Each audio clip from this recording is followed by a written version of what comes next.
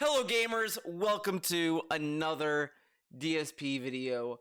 We're going to be watching the regarded take about Baldur's Gate and his failing business because I did not get to do a video about it last week, so I figure why not do it now, you know what I mean? And it's going to be still kind of wild because he still has some wild Baldur's Gate rants, but we'll get there when we get there if we have time, or I'll do another video or something. We'll see what happens. Because it's quite something. I was babysitting my brother's cats, and I was watching the guy stream, and I was just like, holy shit, this dude is fucking crazy. And even my cats were like, this dude's crazy. Fuck this guy. Especially Yuxi. Yuxi's the youngest one. She was sitting on my lap, and she was just like, this guy's a bitch. I'm like, I agree, Yuxi. Big ups. All right, let's get into this video. Snort, snort, snort, tell you, drip. And hopefully the audio is good. If it's not, well, I don't know what to tell you. The bars are good in OBS, so I'm gonna assume it's good. Okay? Sound good? Snort, snort. Snort. I got the drip. Go. We got a lot to talk about today. Let's jump right into it since, obviously, everyone wants to hear about what happened yesterday because there was a lot of interesting stuff that happened yesterday on my streams that we absolutely need to address. Some very good, some bad. As is with life. Man, that right? cat's looking fucking life is fat. I'm gonna say it. I think Jasper's fat. He's a fat ass cat because apparently he eats a lot. You know, my brother's cats are well fit. Tiago's a little bit on the overweight side, but he's not like obese. He's not Jasper big. He's like, big, but he's also old. So you gotta let him have his food. You know what I mean? Or the other, that's a good thing. Rather have it that way, right? So wait, what? Some bad, as is with life, right? Life is a mix. It's not all one way or the other. That's a good thing. Rather have it that way, right? Oh my god, like it's a good thing it's a mix, but then when something bad happens, I just want to have fun and have games, man. I just want to play games, man. I just want to have fun. Well, the petty point, I know. So, let us talk, shall we? But by the way, here's Jasper Kitty to join us early. Yeah, his cat fucking sucks ass. Hit the mic, Jasper. Anyway, hit him some more. So, let's talk. Before we get to gaming today, which, by the way, today's streams are... Well, I've never... Like, I look at my brother's cats. They have such expressive faces. They look at either like this, or whatever. They always look like they're giving me some kind of look. Either, like, they're not amused with what I'm doing, or they're just, like, in amazement of what I'm doing. I don't know. Whatever comes to their minds, they react to it. I look at Jasper, and he just looks so annoyed all the time. But I get it. I mean, you have fucking DSP as a cat dad, so I mean, I get it. I get it, Jasper. Maybe he eats because he's depressed that this is his life now. And like a Dragon Gaiden, a very different day today than what we did yesterday, that's for sure. But again, that's why I love being an interactive variety streamer. I don't just do the same thing every day. I mix it up. I get tons of different content on the streams, and any given day we could have a totally different crowd. Just take a look. Today we have what, 200 300 people on the podcast, but you guys are here for a different reason than the people who were here yesterday, who were all hyped for Baldur's Gate 3, right? And that's a good thing. Yeah, move your cat's that's why tail. this I'm sure the number cat makes more loves sense it. Well, not this kitty, but this number under his head makes more sense when you look at it in context. People say, well, I don't understand. Dude, if your average pets stream has 300 to 400 really viewers, weird. how could you have 600 members? Because whatever. That's how many people are on a stream at a given time. That's not the total number of people who watch my stuff and like it. You understand? What? There's different crowds that come in for different kinds of content, and that's why it works. In fact, there was a very interesting thing said yesterday after my stream of Baldur's Gate 3 ended, and I'm going to directly address it today. Okay? All right. Anyway, speaking of which, let's start at the beginning. Let's talk about yesterday's content, shall we? Let's talk about... I fucking hate how he's playing Baldur's Gate 3. I started playing it on the PS5 because they had a free trial mode, whatever, and because I am, whatever. Do that. I did that. I was already kind of hooked, so I had some, like, reward money. Because if you save up a lot of, like, the PlayStation Star shit, you can get, like, $20 gift card for free. Pretty much, man. So I used that, so I got the game for $50. That's right, I got it for 50. I mean, just ignore how I got those points. Just ignore that. But anyways, I got the game and I started really enjoying it. And already, I think DSP fucked up. So the part where you see the open brain and you're like, oh, oh wow, this brain, man. I decided to take the brain out of the skull and had a little brain guy following me. It was pretty cool. And I'm like, dude, DSP just killed that thing and didn't care, didn't give a fuck. I kept it around. I don't know if I need to find it though, because you crash land on that island place, and now I need to find the. I'm found this one guy. I need to find the orc lady. I don't know what kind of race she is. I forgot. And then there's the brain guy. I need to find the brain guy. I wish I could name him. I would name the brain guy something else, but whatever. It is what it is. But Brain Dude is pretty cool. He was a pretty fun little pet, even though he doesn't do shit. He was in battle. He did like 2 damage. Wow. Baldur's Gate 3, how it went, what I think about the game, and its future here on the stream. What's the future? Okay. Tell us, Phil.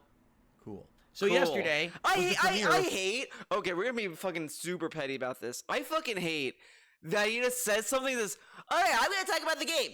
Cool. Okay, we're gonna this.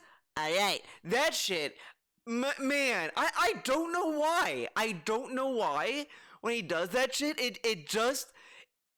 It makes me cringe so hard. I don't get it. Because the stuff that he says, right, correct. That stuff is like, it is what it is. You know it's fucking annoying. But the fucking cool. It's like, dude, we don't need to know if it's cool or not. Shut up. Baldur's Gate 3. You guys had literally been asking me to play this game since the day it came out in August, which of course it wasn't viable. I don't have a way to play this on PC. I do have a... Dude, it came out on PS5 around that time. I'm pretty sure it came out in August. It was only on PC for early access. Way earlier. Whatever, okay. Mini PC, but that mini PC is not good enough to run the game at any feasible graphics settings. How does he know? He could just play on lower... And my other PC whatever. is just strictly for capturing and streaming, Whatever. so I really had no means to play this game. Then it came out on PS5 in September, but I was already getting into heavy other playthroughs. For example, Lies of P. I fucking despise this shit too, where he's acting as if like, oh, I didn't have time. He kept telling us he wasn't interested in it. This dude is so fucking fake. Like, I fucking hate it. At some point, he does it on purpose to like torture someone to give him the game for free so he can shut up. Like, must be what it is. Like that. So it just wasn't working. And I explained to you guys that if and when we got to a point where the schedule opened up and there was time to play a very lengthy RPG for a set amount of time, I would play it, but I didn't know when that was going to be, okay? So, I am excited to play the game. Oh my god. Okay, let's dissect Life for Souls dumbass super chat, right? No else is doing Baldur's Gate 3 new playthrough content this far in the year. Hyper focusing in this game for a few weeks will still make you a variety streamer. Okay. Life for Soul. How does that make any sense? This dude, he's probably, I'm assuming, kind of memeing with his obsession with Baldur's Gate 3. And I'm going to also say this. Part of the reason why I was kind of hesitant, I'm not really into that kind of genre at first, and now I'm kind of into it. I'm kind of digging it. But Life for Soul is also another propellant why I didn't want to, fucking play the game. It's like, if you have Life for Soul as a rabid fan, I mean, that's kind of like, uh-oh. But at the same time, I know a lot of people who I'm friends with play the game and love it, so it's like, okay, well, at least it balances out. The good outweighs the bad. You know what I mean? And as I said, every fan base has a toxic crew, so Life for Soul is probably part of the toxic crew of the bg3 fan base. But anyways, let's pretend he's being serious for a second. If he's playing the game every day, he would be a variety streamer. I think being a variety streamer is really stupid anyway. He could just play whatever. Like, a variety streamer is not really a title. Anyone could be a variety streamer. I mean, come on. Ugh. Jump into the game, and we've got, no exaggeration, by the end of yesterday's podcast, over 1,000 viewers on the stream. You know what? The thing is, the reason why it's kind of stupid that he brags about being a variety streamer, because he acts as if it's, like, amazing to see DSP play other games. Like, wow, he's playing RoboCop. That's not the same game yesterday. Okay. Like this, it's not even like impressive. You know, at that point, it's like you'll be amazed that he changes his shirts every day. Wow, he didn't wear that shirt yesterday. Wow, like it's just really stupid. You know, the more I think about it, the dumber it is, and the more lazy it sounds. That DSP's like pull is not that he plays games that he's a chill guy. It's that he's playing different games. Again, the game is doing the heavy lifting in his fucking career, which is like really wild. Like, come on. Now, admittedly, I know those weren't all legit my viewers. I think what happened was a few people perhaps sent others over. Dude, and also, dude, like, at least mute the mic. If you want to move something, fucking mute the mic. Like, sometimes I move it and I don't mute it, and it's a genuine act. Like, I wasn't thinking about it, but I think it's less, like, intrusive if I just move the arm.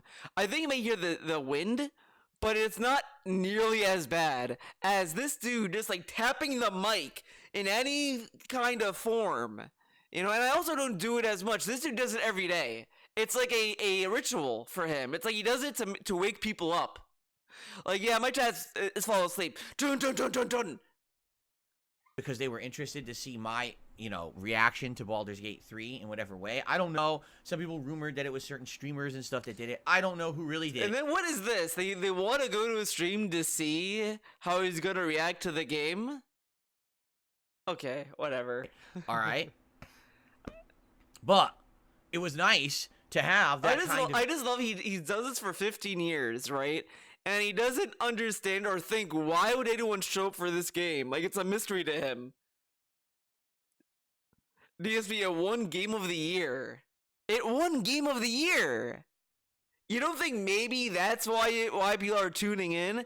He said that, and he said that before he started playing it, and now he's like, I don't know why people came by and watched it.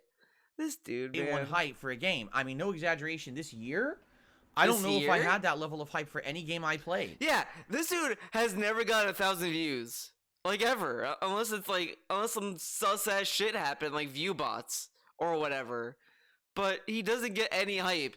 It's really funny. It's actually hilarious. Like, because to me, I feel like, sometimes I look back, it's like, yeah, I think I got better views back then than I do now. But I can kind of understand probably why that may be, because there's all the other detractor channels, and they're all really good. Like, everyone is like, doing their own thing and all this kind of stuff. And I think that's fine and great. Maybe it's just, maybe I'm just more annoying. Maybe, I'm not endearing to listen to or whatever. And then some people stick around because they like my videos or whatever. And that's fine, but I've not seen a drop off that was like to the point where it's like, wow, no one cares or whatever. You go to DSP and it's like, for him at least, like, because again, I think someone commented on a video like a few weeks ago or whatever saying the ratio of subs to views is better than DSP's subs to views on YouTube. And that to me kind of put everything into perspective. It's like, yeah, I think I have nearly 2,000 subs, I think, on my channel. And the views I kind of get is like 600, 500 on DSP videos and that kind of stuff. And, I'm kind of happy with that. I'm happy with whatever views I get, honestly, because, again, I know I'm not like a huge fucking guy, whatever. I'm using a fucking computer lemon to do these videos, but it is what it is. But DSP gets 1,000 views, and it is like, whoa, 1,000 views? Why? Maybe day one Resident Evil 4 remake, but that was about it. I can't even think of another game that I had like 1,000 viewers on. And I'll also say this as well. My original videos, like, I uploaded a video about My Hero Academia like 2 weeks ago, and that did actually really good. I did better than I thought it would. I was like, oh, it's gonna get like 10 views, 15 views, maybe, whatever. I think last I checked was like 30 views, and I was like, you know what? I was actually really happy with the view count and even the likes and all that stuff, because it kind of, I was kind of nervous that when I was making that video, it was gonna like piss some people off or something, like, maybe people wouldn't like it or whatever. And and at least people understood where I was coming from with my video. So I kind of liked how that video turned out. So I was happy with that. But and then the view count and the turnout and all this other stuff, like that stuff kind of made me happy. At least it made me kind of feel like, okay, at least there was something that people got from this video, and it wasn't like, oh, this video fucking sucks. But whatever. You know what I mean? On stream 4, I did have 1,000 viewers for drama. Whenever there was drama bullshit going on, like Comcast has my internet being screwed up and shit. You know what's funny? He downgraded to Comcast screwed up his internet, and like a lot of people were kind of debating the validity of the guy claiming that I'm the guy that did it, all that kind of stuff, and he's been kind of almost doubling down on that. It was just Comcast fucking around. It makes me really wonder, was that just a troll just showing what he was doing? Because like I feel like you could get any information or any image and just make it look legit, but at the same time it's like, I don't know. Yeah, I don't know, it just makes me scratch my head sometimes. But anyways, why doesn't he think that, of course we're gonna watch him talk about the internet drama? Because dude, think about it. A company had a dude and say, I hate this guy, I'm gonna fuck with his internet. Like, that's not really something you hear a lot of people talk about. Come on. Like that. But never did I have like a day one premiere that big. And here's the truth. If I had played Baldur's Gate 3 on release day, I would not have had that crowd. How does he know? It was only because it was already, by the time he went on console, it was already a hot shit. How does he know that? How does he know he wouldn't have this crowd? He just thinks it's because of the Game of the Year award people that showed up. But people were hyped about this game for months. Whatever, okay. the game has been so applauded, lauded. And the other bullshit thing is that this dude really fucking threatened his audience to tune in. He was like, come by and watch it, put your money where your mouth is, okay? And all this stuff, just threatening them to show up or else. And then they showed up. Come on. Praised, given Game of the Year award after Game of the Year award.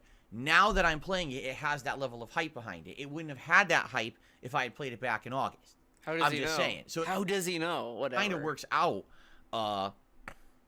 right? That I'm playing it now when more people actually know about it and want to see it.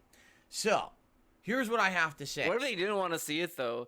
Like, you got Game of the Year, right? And then what if they're just like, okay, got Game of the Year, I don't need to see this game anymore. I'll just, do whatever. And I'm not going to go into monstrous, arduous detail about this. What I want to give you is my general thoughts about Baldur's Gate 3 after having played it for around 3 hours yesterday. I played it for like 1 hour. The graphics are good. They're very good on PS5. They ran at a nice, silky smooth 60 frames per second most of the time.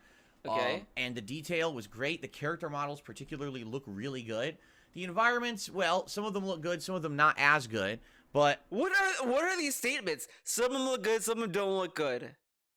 Wow! What a review! Let's hear this review again. Per second most of the time. The game is pretty. It runs 60 frames sometimes, but most of the time, okay. And the detail was great. The character detail was great. Models particularly look really good. Models look real good. The environments, well, some of them look good. Some of environments are not as good. Okay. But definitely the production values show. Dude, like, man. Guys, Guilty Gear Strive is a really good game. The characters, some of them look really good, some of them don't look that good, and then, like, some stages are good, some stages are bad, okay? The detail's pretty good, it runs at 60 frames, and, like, the colors are pretty cool, and the music is music. It's good music, man. Wow, wouldn't that make you want to buy the game? Okay. Compare this to... It really sounds like you really cared about Baldur's Gate 3, right? That's the takeaway. Not, oh, dude, like, I played this and, like, you can have, like, these, like, RNG dialogue choices where you may be able to do something that maybe you're not supposed to. Oh, the options are there, man. Like, I thought it was really cool that you can inspect the brain and decide what you want to do with it. And then you can, like, pull it out. Roll a dice about it. I got really lucky with a lot of dice rolls. I even turned off the roll assist that they had or whatever. And I still was getting decent rolls. There was a few times I failed, which I thought was really funny. And this is the other issue I have with DSP playing this fucking game. And it really dawned on me as I was playing the game myself. It's that this dude wants to make sure that he doesn't get bad dice rolls and all this other bullshit. And it's like, that's half the fun. And he's like, oh, I know how to do this, man. I pissed him off, man. Like, dude, come on. Come on. Like, I saved the brain dude, and the game was like, oh, this is part of the reason why you got abducted. Are you sure you wanted to save the mind flare? I'm like, yeah, why not? Fuck it. It's like a brain dude. And then it's like, you could cripple it, right? I'm like, okay, yeah, let's cripple it. So I can, like, be subservient to me. Okay, let's do that. I did it. It worked. I got a good dice roll on that. And then it's like, all right, now he's just going to follow me and all this stuff. It's like, oh, this is pretty funny. This is pretty sick. Now, how that's going to pan out in the main game, who knows? But I thought that was kind of fun to, like, figure out and to do all this kind of stuff. And DSP just didn't do it. He didn't care. He wants to make sure that he has a safe little playthrough and everything works out for him. Because this dude is so terrified of just the process of trial and error. He just wants to one-shot everything. It's like, why? Like, where did this come from? Oh, because he's putting on a stream and no one wants to see you fail. But that's, like, part of video games. Divinity Original Sin 2, which I'm going to be doing a lot of comparison between the two. But then again, you listen to him talk about other playthroughs, and oh, dude, it's gonna get insane. Imagine the rants. You know what I'm gonna say? Like, we'll get to a day off segment one day in the future, and he'll say, yeah, you know, me and Ken decided to watch some people play Baldur's Gate 3. And get this, okay? This dude, he chose to do this, right? And he got a bad dice roll. This dude sucks, man. And it's gonna be more passive-aggressive toxicity to other people who play the game and fail and try and still play it. Because this dude is such a piece of shit. He dogs on everyone. I can't get over that. A dude died to the bear in God of War, and he sat there making fun of him. DSP died in the beginning of Luigi's Mansion 3. Like, this dude has no room to make fun of people for dying in adult games while he died in a children's game. Ah! That's really the only other game of this style that I've ever played. For sure, you can see that there was a better budget, more detail. For example, the cutscenes, you're always zooming in on the characters. Dude, Baldur's Gate 3 came out after Divinity. And Divinity came out on the PS4. Wow, you're telling me a PS5 game looks better than a PS4 game? Whoa, man, that's crazy. You're not doing these up in the sky aerial drone shots like it looks like when you're playing Divinity. Oh man, see, he loves the cutscenes. He's eating the cutscenes up like hype, like noodles. And as I said, the character models just look a lot better. So in that regard, it's more cinematic. It's more dramatic than Divinity. Cinematic, dramatic. And you know what? I'm gonna also like slam this on it as well, right? DSP loves retro games. How did retro games convey a story? Oh, by just having characters stand in front of each other and talk and all this stuff. Like, he played Chrono Trigger. He's like, oh, this ending makes me, like, fucking cry, man. And it's just, like, fucking pixels just standing around. That made him cry, but Divinity Original Sin 2 had, like, a top-down camera. Oh, that's stupid and dumb. Oh, Baldur's Gate 3 is dramatic and cinematic. Man. So, the story so far. Oh my god, this looks a lot better. So, in that regard, it's more cinematic. It's more dramatic than Divinity is. So... This dude, I want to punch him so bad. It's really funny to me that when I started detracting on the guy, I never had this urge. It's like, I only said it because, like, he had such an unfortunate face, and it's like, yeah, okay, whatever, you know? It is what it is. But now, the more he's talking, the more that urge is, like, is growing. It's like, I've never felt this way about anyone. Like, there are people that, like, kind of rub me the wrong way and all this shit. I never feel the urge to, like, punch them as nearly as much as DSP. It is kind of crazy. Because maybe he needs a little smack to, like, you know, wake him up. The story so far. We're only 3 hours in, and the story has just begun. I don't want to spoil it, but it's interesting. Like, I have absolutely no idea what's going on in the story because we're so early in. Plus, I've never played a Baldur's Gate game before. I've never played a D&D game before. So not having those backgrounds, I don't really have a frame Divinity, of reference though. to say, oh, it must be this is related to this, and this is going to happen. And this is garbage, too. This is so stupid. Just sit there like, oh, I've not played all these other games, so I don't have a frame of reference. You don't need a fucking frame of reference to fucking play anything, dumbass. Like, dude, I've never played a fighting game before. Street Fighter 4 was the first one that got me into it. Was I sitting there like, oh, dude, it's fighting. Dude, a punch, it's like a punch. Oh, dude, Ryu does a Hadouken, it's like a Kamehameha, man. Whoa. Like, I don't need fucking pointing stuff and saying I know what that is. This dude is such a fucking consumer. I hate it. I hate how much this dude just wants to sit there and point. I know what that is. I know what that is. I know what that is. Like, dude, those kind of people are garbage. When it's not anything interesting. Like, some people could say, oh, I know what that is, and it could be something very interesting that you wouldn't guess, or whatever. And that's fine. If it's, like, something you wouldn't get at all. But this dude points at, like, painfully obvious things. I know what that is. I know what that is, man.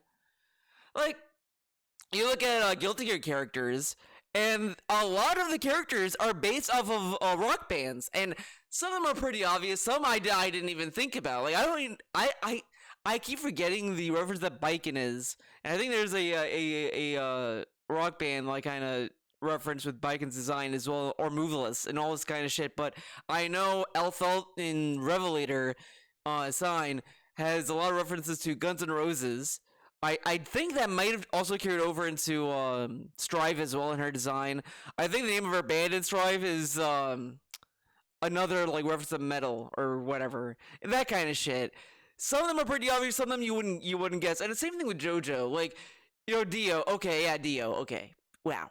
Bohemian Rhapsody, you know, whatever. Like, there are stuff that you can pick up that's like, oh, this is a reference to like these other stuff. But there's some that are very well hidden that, you know, you may not have picked up at first glance. Because of this, I don't have any of that, right? So, right? Because of that, it really is interesting. It's like a first-time experience for me, which is better, right, than if I'd gone in with preconceived notions of what the game's about and what it is. I like the fact that at any moment I have no idea who's going to show up, what's going to happen. Is someone going to join the party? Is someone going to attack us? You know, is someone going to betray us? Who knows? And it's kind of interesting in that way. It seems like right now, early on, what they're trying to do is early party building. It's like we just keep running into people who want to join. Dude, he's at the beginning of the game. Wow, the game at the beginning of it wants to set up your party? Whoa, man, crazy. Dude, when I played Persona 5, it was crazy when they formed the party there. So that's kind of neat. Kind of neat. I don't know if that will have any impact. Like, I don't know if there's limits on how many party members you can have. By the end of the first stream, I had 4 party members, but maybe there's more coming up. I don't know. I don't know how it works. Well, why wouldn't you get? But so far, in that regard, story's interesting. You know, graphics, cinematics, all good. Combat. Now, this is gonna be. The combat's not even that hard. Like, this is... you know what I should... It's so stupid how I watched a stream of him, and he acted as if he's a fucking... Oh, my God. a regard, man. Redunto. A fucking dumbass motherfucker. Because this dude is like, okay, so what should I do? Should I move my character over there? Should I do that? It's like, holy shit, dude. Like, come on. And it's not even that bad. Like, he acts like, I don't think character death is permanent in this game, unless it is, and I'm just haven't experienced it. But I don't think it's permanent, or at least maybe it's not for balance. Maybe in higher difficulties, it's permanent. But whatever. Not just combat, but gameplay in general. This is gonna be what I'm gonna be critical of. All right, because I'm gonna be honest with all of you about this. As you know, I'm not going to sugarcoat it. Okay. So many people told me this game is not Divinity Original Sin 2. Don't worry about that. If you play this game, don't worry. It's very different. You're going to like it. Ladies and gentlemen, this game is Divinity Original Sin 2 Part 2. It's the same stuff. So then wouldn't it be Divinity Original Sin Part 3? It plays exactly like Divinity. Now, when he says Divinity 2 Part 2, is he talking about, like, is Baldur's Gate 3 a Doki Toki Panic situation? Engine is nearly identical for me. I mean, the menus are different, the effects are different on the moves that I'm doing, but it plays just like Divinity. Like, there's no difference. It's top-down style angles. I don't know how he wouldn't think that it would be different, though. Like, come on. You have to have these painstaking moves where there's certain distance you can move, and Dude, this dude plays so many RPGs, and those RPGs also have limits on what you can and can't do.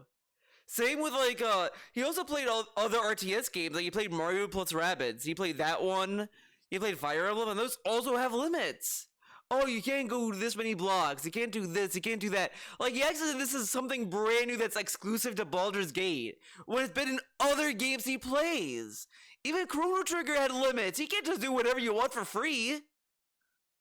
Rules to how actions you can take during a turn, and things like that, and you have to know effects. Oh, you have to know this effect has this effect on this and has a chance to do this. Oh my god, dude,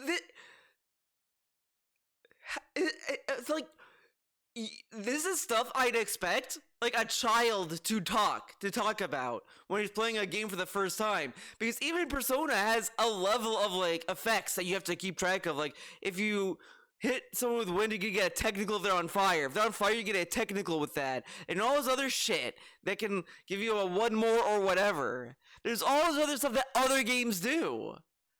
Whatever, okay, yeah, it only happens in Baldur's Gate 3, guys. And may do this. You have to know how to target things properly, because it's so Target intricate. things? Now, here's the thing.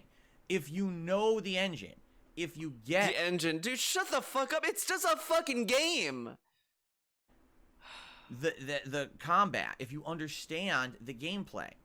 I think... And how does he think you're gonna understand it? Like, this is the thing. It's like, how am I supposed to know that this happened? If you can't tell visually, then you'll just learn by it happening. And you're like, oh, okay, that's what happens. Okay, next time it won't happen again.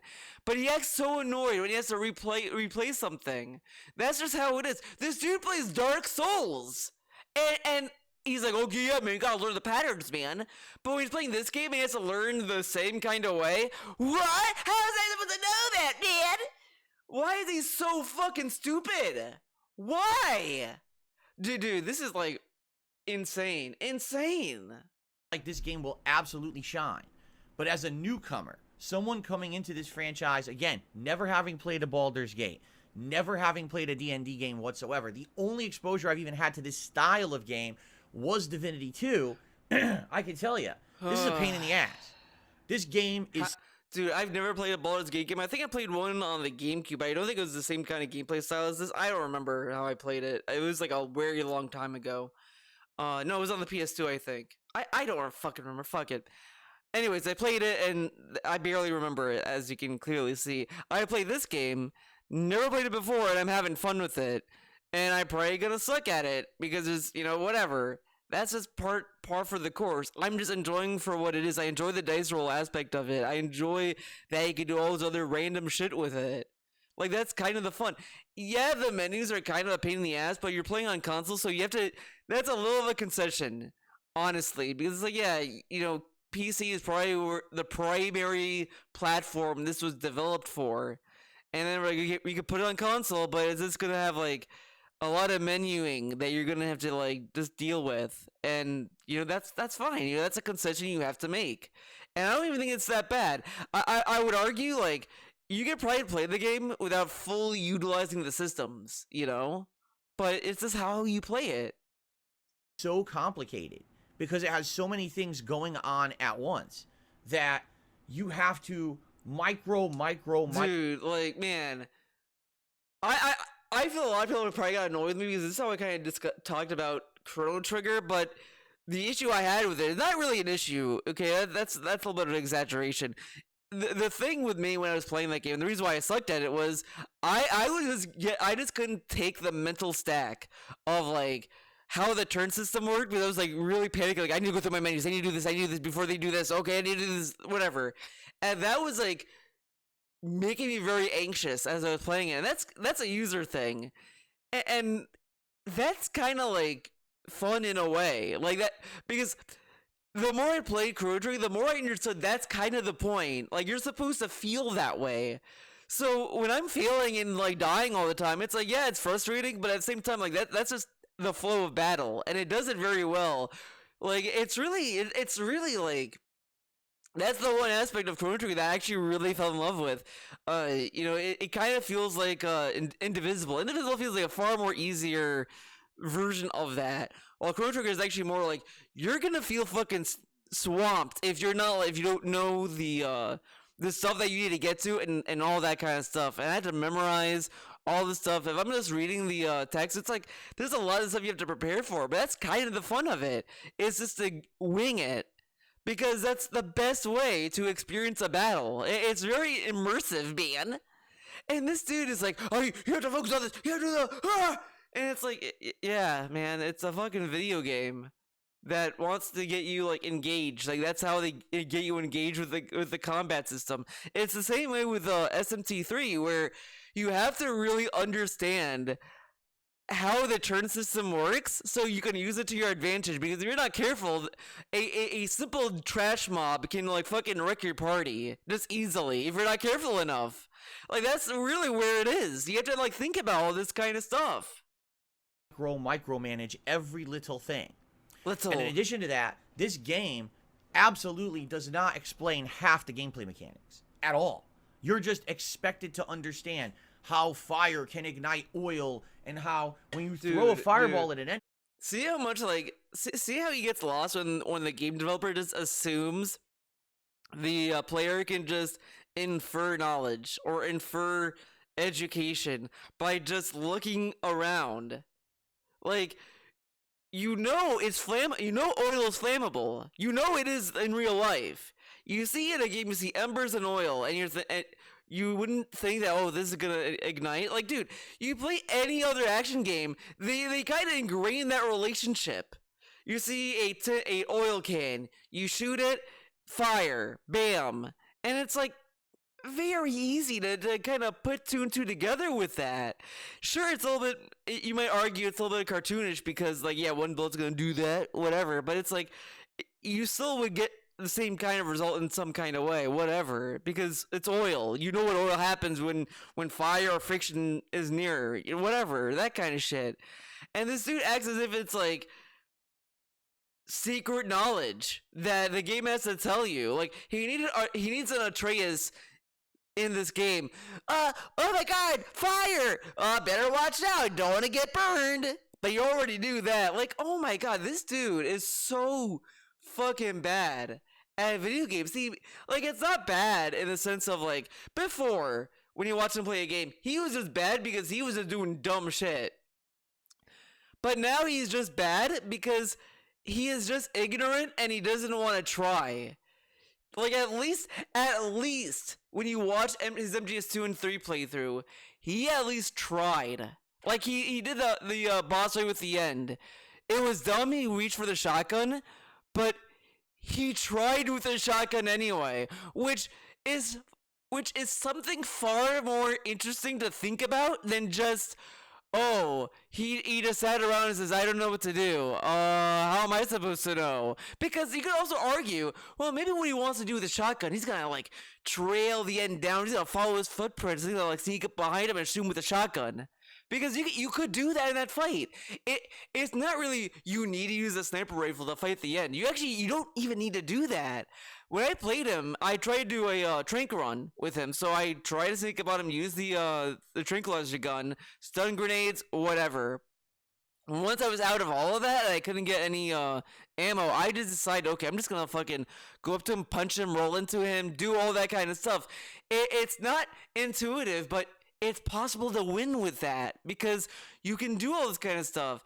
DSP probably would never even consider doing that. He probably would be like confused. He probably would need he would need Big Boy Dumper to tell him that he could do that. That's a viable option. But now it's just like he doesn't want to try. He wants to do everything in one shot. He doesn't want to like experiment or anything. It's really sad. Like, I play a fighting game. I play Elfelt in Guilty Gear Strive. I'm trying stuff all the time, every match. every ranked match too, by the way, I'm trying new stuff to say, okay, what if I start the round by doing the grenade? What if I do that? Okay, what if I do this? Oh, can I do like forward heavy slash into chain lollipop? Can I do forward heavy slash into the core circle back kick? Can I do this? Can I do that? Can I do this? Can I do that? Like I just kept thinking, like, can I chain all this other stuff together? And I do that with every other character, and I actually just try it. I don't need to watch a fucking tech video. I watch some tech videos to be fair, to just get other ideas if I feel like I'm like not getting anything else out of like just playing. But or if I'm just confused, like what is the point in this move? Can I do anything with this move? Am I not understanding it? Like her grapple super, I didn't know it was a grapple, to be honest. Or I thought it was a strike grapple like Jacko, but no, it's just a grapple, a straight up grapple. And it's like, okay, so what can I do to get them in a situation where that can happen? It's like, you guys can use it as a wake up super too. And like, okay, what can I do after that? And this is stuff that you just have to like experiment with. But this dude just doesn't want to do any of that. And it hits the enemy, it won't ignite the oil on the ground. If you throw the fire on the ground, it'll. Wait, what? And how fire can ignite oil, and how when you throw a fireball at an enemy and it hits the enemy, it won't ignite the oil on the ground. Because you hit the enemy. Like, come on. Come on now. Come on now, stupid. You throw the fire on the ground, it'll ignite the fire, but it won't deal direct damage to the enemy. If you want to blow up a barrel, you can't just light oil under the barrel. You have to hit the barrel directly, and then the barrel will explode. These are all just little nuances, but these are critical things you need to know about combat that the game never explains. So, basically, just starting, okay? This is absolutely complicated as hell, all right? I'm not saying that's bad. I'm telling you from an outsider's perspective. This is a daunting game because you're jumping into something with no prerequisite knowledge, and the game kind of expects you to understand these gameplay mechanics. Or the game expects you to learn by trying and experimenting. Like, so many game developers, like, I don't remember what game it was or what. I do, but I just remember the game dev saying, "I'm so glad I'm seeing people like try stuff in this game." Or something, because it means a lot to a game developer, I'd assume, that they're watching gamers enjoy their game and trying stuff out and seeing what happens. It's same thing with like Zelda, the Breath of the Wild and Tears of the Kingdom, to see what people can do with that and get away with. Like, it's this experimenting that's kind of fun to see when you make something. Like, come on. I mean, the camp. I didn't even understand the concept of camp. I was like, what is this? All of a sudden, we're in a camp. Where are we? What is this? And people had to explain to me. So in this game, camp is a virtual area outside. Dude. He doesn't know what a camp is? Dude, you could just infer what that means, because every game, even games he fucking plays, has camps. Whatever. Of the realms of the real map where you're safe, and this is where you can store inventory, talk to your party members, and do all this stuff. I was like, and when were they going to explain that? I'm here, but I don't even know where I am. Is this part of the map? Is there a dungeon over here? Can I be attacked by enemies? Should I be nervous? What's going on? Never explained. Just figure it out. That's what I mean. That's how the game is. Now, here's the thing. Man. A lot of people like that. I remember, I will hearken this back to over 12 years ago, if you remember. There was a little game that I played in the fall of 2011. And at that time, I also had absolutely no prerequisite knowledge whatsoever of this game or the franchise or anything about it. You may remember it, because some people think that it's a pretty interesting game. It's called Dark Souls. This is stupid. He doesn't have any frame of reference. This was like the second game in the Souls series. But he also played Demon Souls. But whatever. It's not enough for you to be like, I need to play these other games to get this and all this kind of stuff. Like, this is really stupid. I fucking like it's so lame and reductive. I think reductive is correct to say.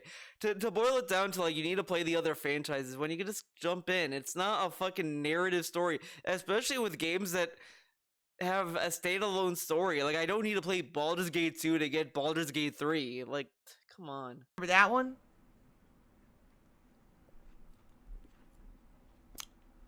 So I remember playing Dark Souls and having absolutely no knowledge of it whatsoever. And that game was a goddamn nightmare. Okay? Okay. I didn't have the strategy guide. I didn't know what I was doing. I was trying to actually play the game before I live streamed, reading the video comments. So I would play that game for like 3 to 5 hours, have no idea what I'm doing, just die, get lost, be frustrated, upload, and the next day I would read your video comments. So he admits that he reads video comments. Interesting, because he would tell us he would never read comments and all this stuff that would spoil the game or whatever, or that he would look up a guide About the game. And I would say, oh, so this is what I'm supposed to be doing. This is what I'm supposed to be doing. Eventually, I gave up. I got to Blighttown, and I quit. I said, I don't want to play this anymore. It's just not fun. For someone like me, who likes learning games on the fly, who doesn't want to open a book to study the game's mechanics and what to do in the game, this is not fun. This is so lame. You don't need to do that. You could if you wanted to, but you don't need to open. Like, it's so stupid. But then, if that's the case, why are we reading comments then? This dude, man, and then he has the goal to shit on how other people play games. Like, you know, you listen to this and you really think about that. He shits on so many people on how they play video games. He shot a guy for hanging out in a menu in Starfield. He shot another person who stuck with the same build throughout their playthrough in a Demon Souls game or whatever the fuck. And it's like, this is what you're complaining about? And you're like, I don't want to do this, man. Like, dude, shut up. Shut up. As an outsider to this franchise, this sucks. Now here's... And you know what sucks, too? He's gonna play this game, he's gonna beat it, and he's gonna start bragging about how, you know, he learned the game. And then he's gonna make fun of other people for how they play the game. Like, this dude is such a piece of shit. You know what's gonna happen, because this dude always does it. You know, it's a fucking pattern. I just discovered this. He plays a game, he beats it, he then watches someone else play it, he shits on them for how they play it. This dude is so toxic and stupid. My God, like, the amount of anger I'm getting just because you see all this behavior. And how he acts, and then how he talks about his own fucking playthrough. It's so much bullshit. Like, holy shit, dude. God damn. Thing.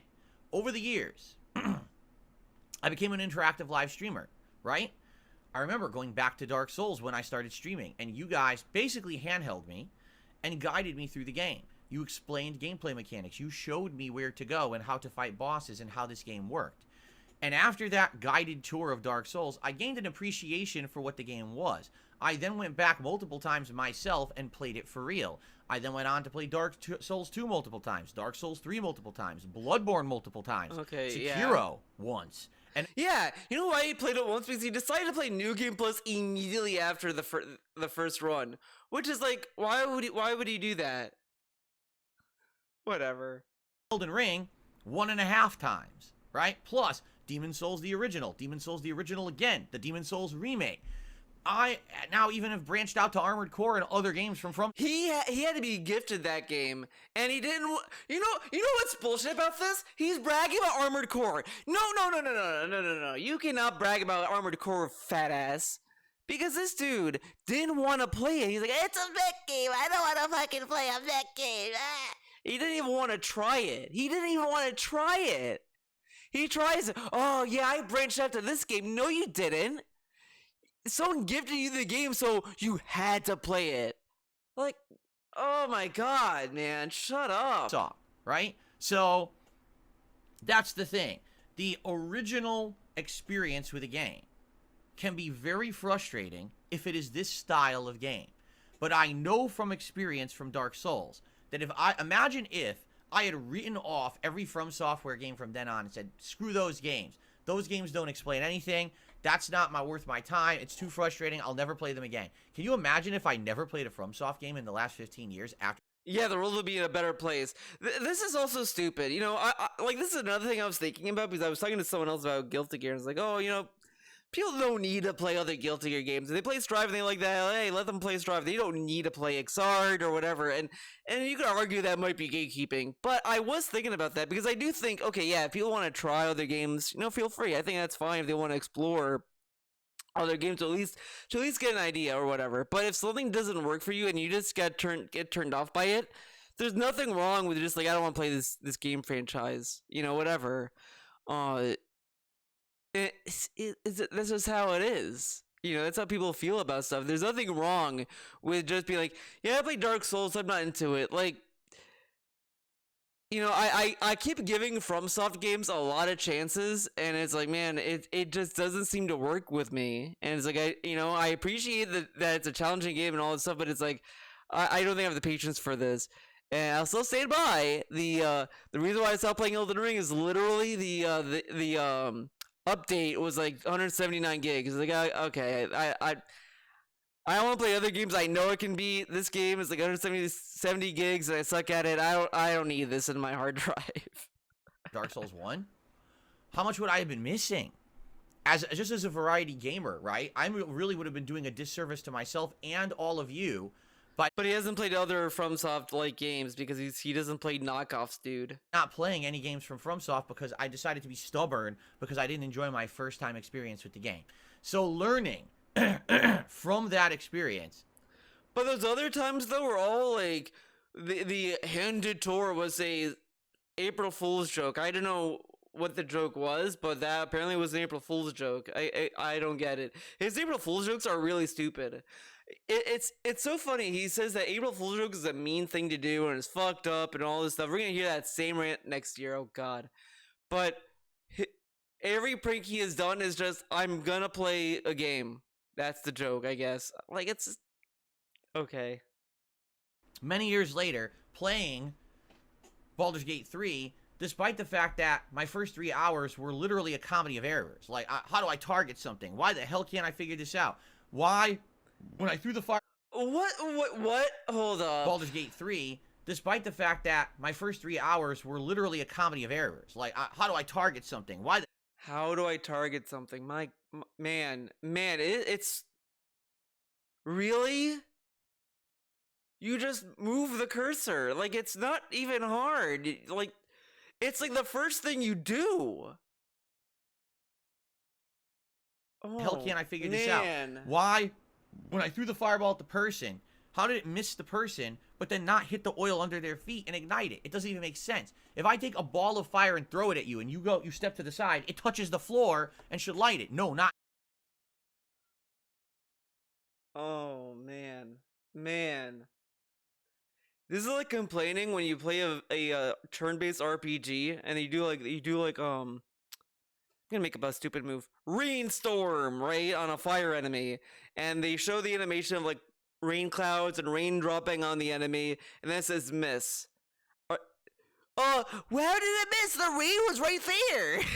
Like, dude, come on. In this game, if something misses, it literally disappears from existence. So that's what I mean. These are like that's a very petty thing to say because he's played so many games that do the same thing, and he's like, okay, yeah, man, it misses. But this dude is like, why did it miss? Huh? Like, dude, come on. This dude acts as if he never played a video game before. Shut up. Like, you play you play like Xenoblade Chronicles, right? Because I said this when I played 3 and I played 1 a little bit, and I'm still playing 1, by the way. Great game. Where it does sometimes throw me off when you're watching like Shulk just like move his sword and it looks like it's hitting the enemy, but it's like it's missing. And it's like, yeah, it's just that's just how the gameplay works. But it's like, yeah, you're swinging the sword and it looks like it's hitting, but it's just missing. That's just how it is. And it took me a while. The more I played, I was like, okay, this is just how it is. But it was just a one-time thing, and then you understand that's how the game is. Then you're like, okay, move on. It's not a big deal. It's not the end of the world. But this dude would be like, okay, get this, okay? I play Xenoblade, and you see Shulk do, yes, you do this in real life, right? And his sword is like hitting you, and you're like doing this, right? That's exactly what DSP would do. And the game's like, miss. Like that's what he would do if he played Xenoblade current year. Oh man. Things you need to know as you play through the game. You don't know them until you play. And then you have to learn through trial and error and arduous time investment, which is again what I was trying to get at months and months ago. When I told you guys when the game came out, I said, you guys got to understand, I know what kind of game this is going to be. This is this situation again, where this game is amazing if you have the time to invest in it, to learn it, to how do people who never played these games before start playing them and like the game, DSP? Like, at some point you have to ask yourself, how do people like games? Like, how did Guilty Gear get so many iterations if they never played a fighting game before? How did Street Fighter get more than one game? Like at some point you're gonna have to just realize people are willing to like learn and do shit. Come on. Yourself in the world and the gameplay mechanics and the elements so that you can actually learn. Not, oh, I play it once a week for 3 hours, I learn nothing, I flub my way through it, and I don't have time to play it again because I'm juggling 7 other. But how do you not learn? Like, the thing that is just it blows my mind. When you do anything, you just learn naturally. Like, I don't know how to explain it other than like you go to a kitchen and you learn the stove is hot by touching it, and then you're like, okay, I'm never gonna touch the hot stove again. Or you just feel heat and you learn, okay, heat's there. Like, you just learn by that. You play a game, you realize, okay, if I do this, this happens. Like, I don't know how else to describe it, like, for people as slow as DSP. Like, I don't even, I think it's a disservice. I think Jade would understand the game better than Phil. Like, it just blows my mind how this dude is, like, so confused about learning games, right? That's definitely not this style of game at all. It wouldn't make sense. So that's why I didn't play it back then. I think by waiting, I've done the right thing. Now we can focus on this game. This is one of my major game playthroughs right now, and it will be for a month or longer. We'll be able to focus on it, learn it, enjoy it, and I feel like that's definitely the way to approach it. So hopefully I made the right choice. I think I did. The fact that so many people came out, watched, supported yesterday, obviously is a sign that people want to see it and didn't care that I played it 4 months later than when it came out. And like I said, I actually feel like there's... This is the same shit that happened with Metroid Dread, by the way. I'm calling it right now. Baldur's Gate 3 is going to get the Dread treatment, where he'll just be carried to beat it. He'll beat it, and then he'll pretend as if like that type of game is saved and how he'll be willing to play those games anymore, and then he'll never play them ever again. Maybe when a new one comes out, but he won't go back and play other ones. Like, he never went back to play any other Metroid games or any other Metroidvania games or anything like that. He just won't do that. Even though he said he'd be open to it. Because what happened to that, right? Correct? More hype now because I waited. Okay? Anyway. So. Anyway. After having played the game for 3 hours, I like it. Now, was it frustrating? Yes. In particular, now, you guys, there's going to be some spoilers here. If you've never played the game or if you didn't see part 3 of my playthrough yesterday, there's one particular segment I'd like to address, okay? The final 30 minutes of my playthrough yesterday, arguably the biggest comedy of errors. Wow, look at that finger eat. Segment I'd like to address, look at it. Okay? The final 30 minutes of my playthrough yesterday. Stops what he's saying, puts his finger in his mouth, eats it like it's like a fucking rat. Like a rat eating like a little piece of cheese. Like you just eat like a rat doing that with his fucking finger. My God. Arguably the biggest comedy of errors situation. Like just mistake after mistake after mistake that I think I've ever had in any RPG. Alright, so here's what happened. I want to tell you the story because it was so funny. So funny. I see a crack in the ground. I just formed my party. We had 4 people. I hadn't even used them yet. I didn't even know their abilities. Seriously, I just formed the party, right? I see a crack in the ground. And I'm like, oh, I wonder how you do this. Is there a way to, like, bust this open? Oh my God. And then you just shove... Oh God, this is a great picture.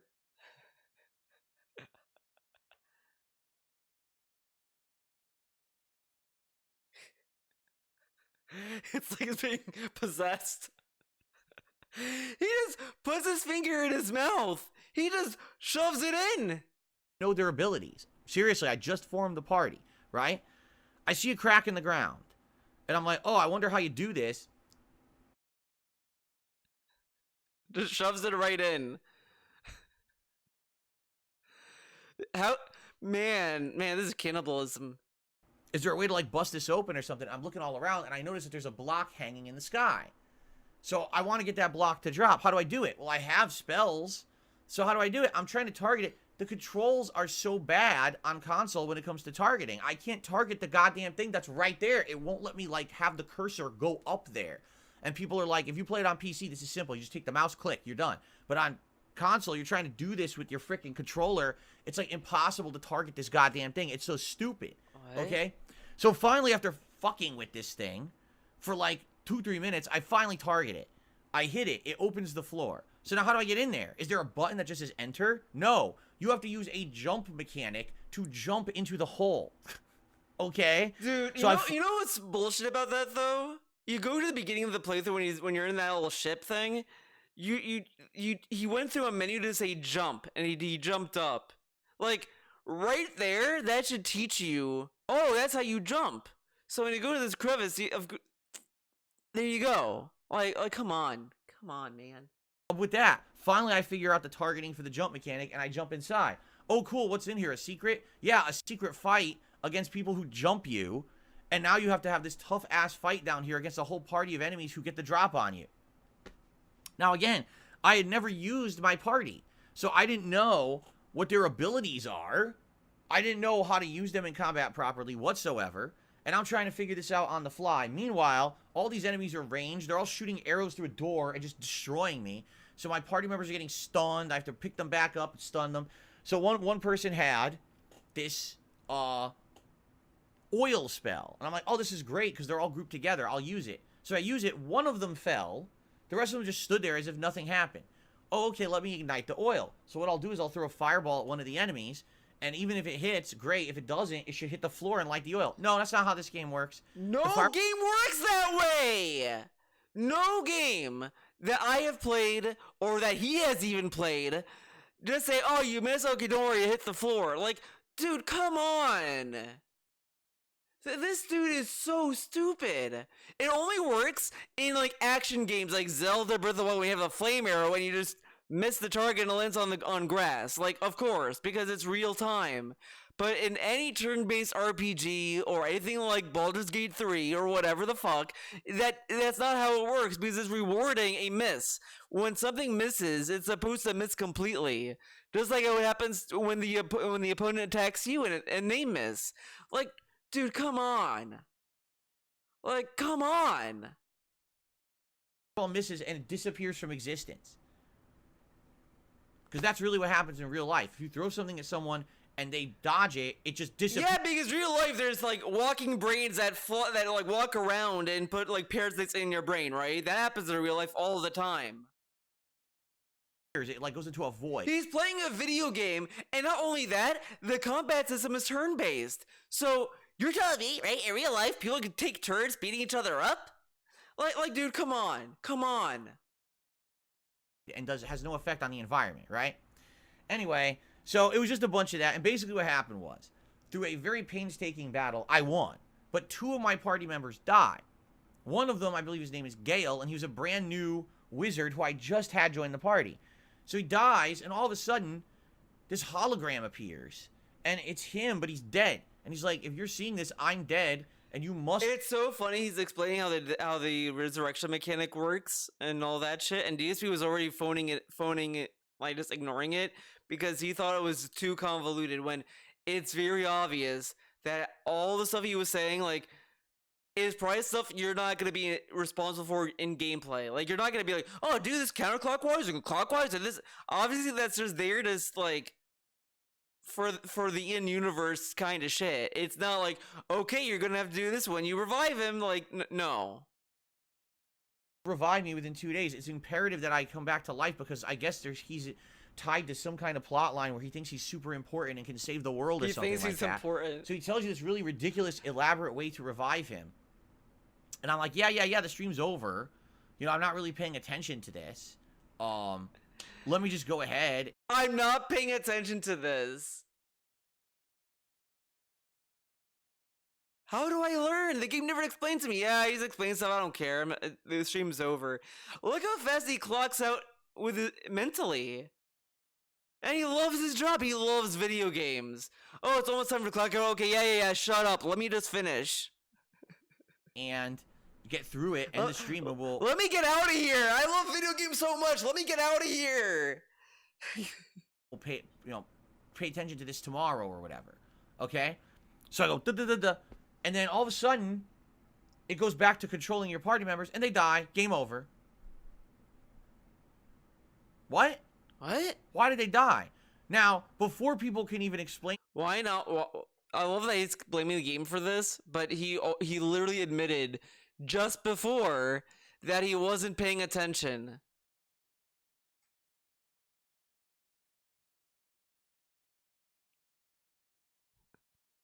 to me why they died, I say, all right, well, let's resume. At least if it resumes and it's like the beginning of the fight, that's annoying because the fight took like 20 minutes. It's funny, right? He says that, like, you learned in that same stream, oh, you could save before a fight, and you can save during a fight, all this stuff. He saves during a fight. Let me see if it starts at the beginning of the fight. Okay. So I have to redo the fight, but admittedly, I played the fight poorly. I didn't know what was going on. I didn't understand the elements. If I redo the fight, probably I'll do better the second time. Hopefully, all my characters won't die or whatever. You know what I'm saying? You know what so I'm I'm saying? like, let's do that and redo it. I hit reload. The game crashes. It won't load my save. I'm like, what? And I haven't seen a game crash on PS5 in ages. Like, ages I haven't seen this at all. I'm like, what's funny is Baldock says, you keep forgetting you could throw health potions at your party members. I can't. I tried. It wouldn't have the throw command. It didn't, you know, I was looking, can I throw? It wouldn't, they were always grayed out. I don't know why. Again, this is something that I have to figure out as we play the game more. I don't really understand it. We This just is a started, weird way to say I don't fought know. like 4 fights I the don't whole know. game so far. So, anyway. So then I had to reload the entire game, and then luckily it did load. But basically, it's locked me into the fight. Like, I can't even choose to not go down there if I wanted to skip that fight and do it later. I can't. They locked me in. That's where the load begins. So when I play again, I have to do this fight first thing. There's nothing else I can do. I have to fight this thing, this group of enemies, and try to do better. Okay? Okay. So anyway, after having reloaded, I ask everyone, so what happened? Oh, well, you might not know this. Well, how would I, right? But when Gale dies, his body exhumes a poison gas cloud that noxiously poisons everyone around it. So because he died, your whole party was in the cloud and you died. Oh, I was supposed to know that. You know, maybe it would have been convenient if they explained that in the entire 5-minute cutscene that happened after he died, explaining how to revive him. Again, he admitted he wasn't paying attention. How did he know it didn't explain it to him? Huh? Like, would it have been nice to add a little addendum? Oh, by the way, while you're trying to revive me, there's a noxious gas cloud you should avoid. No, that doesn't need to be said. You're just supposed to know that, right? But if you play the game, I think I vaguely remember. I think like it was like a purple smoke around the body. I mean, just think what purple smoke means, man. You know what I mean? Like, what? But You know what I again, mean? that's the game. This game is like Dark Souls. You need to have so much prerequisite knowledge, and once you have it, then likely it's going to be interesting. Oh, look. By the visual mist on the ground that kept ticking you and saying necrotic damage in big letters, maybe. Whatever. But once you're playing from a perspective of a first-timer, this game actually is a pain in the ass. All right? Now, here's the thing.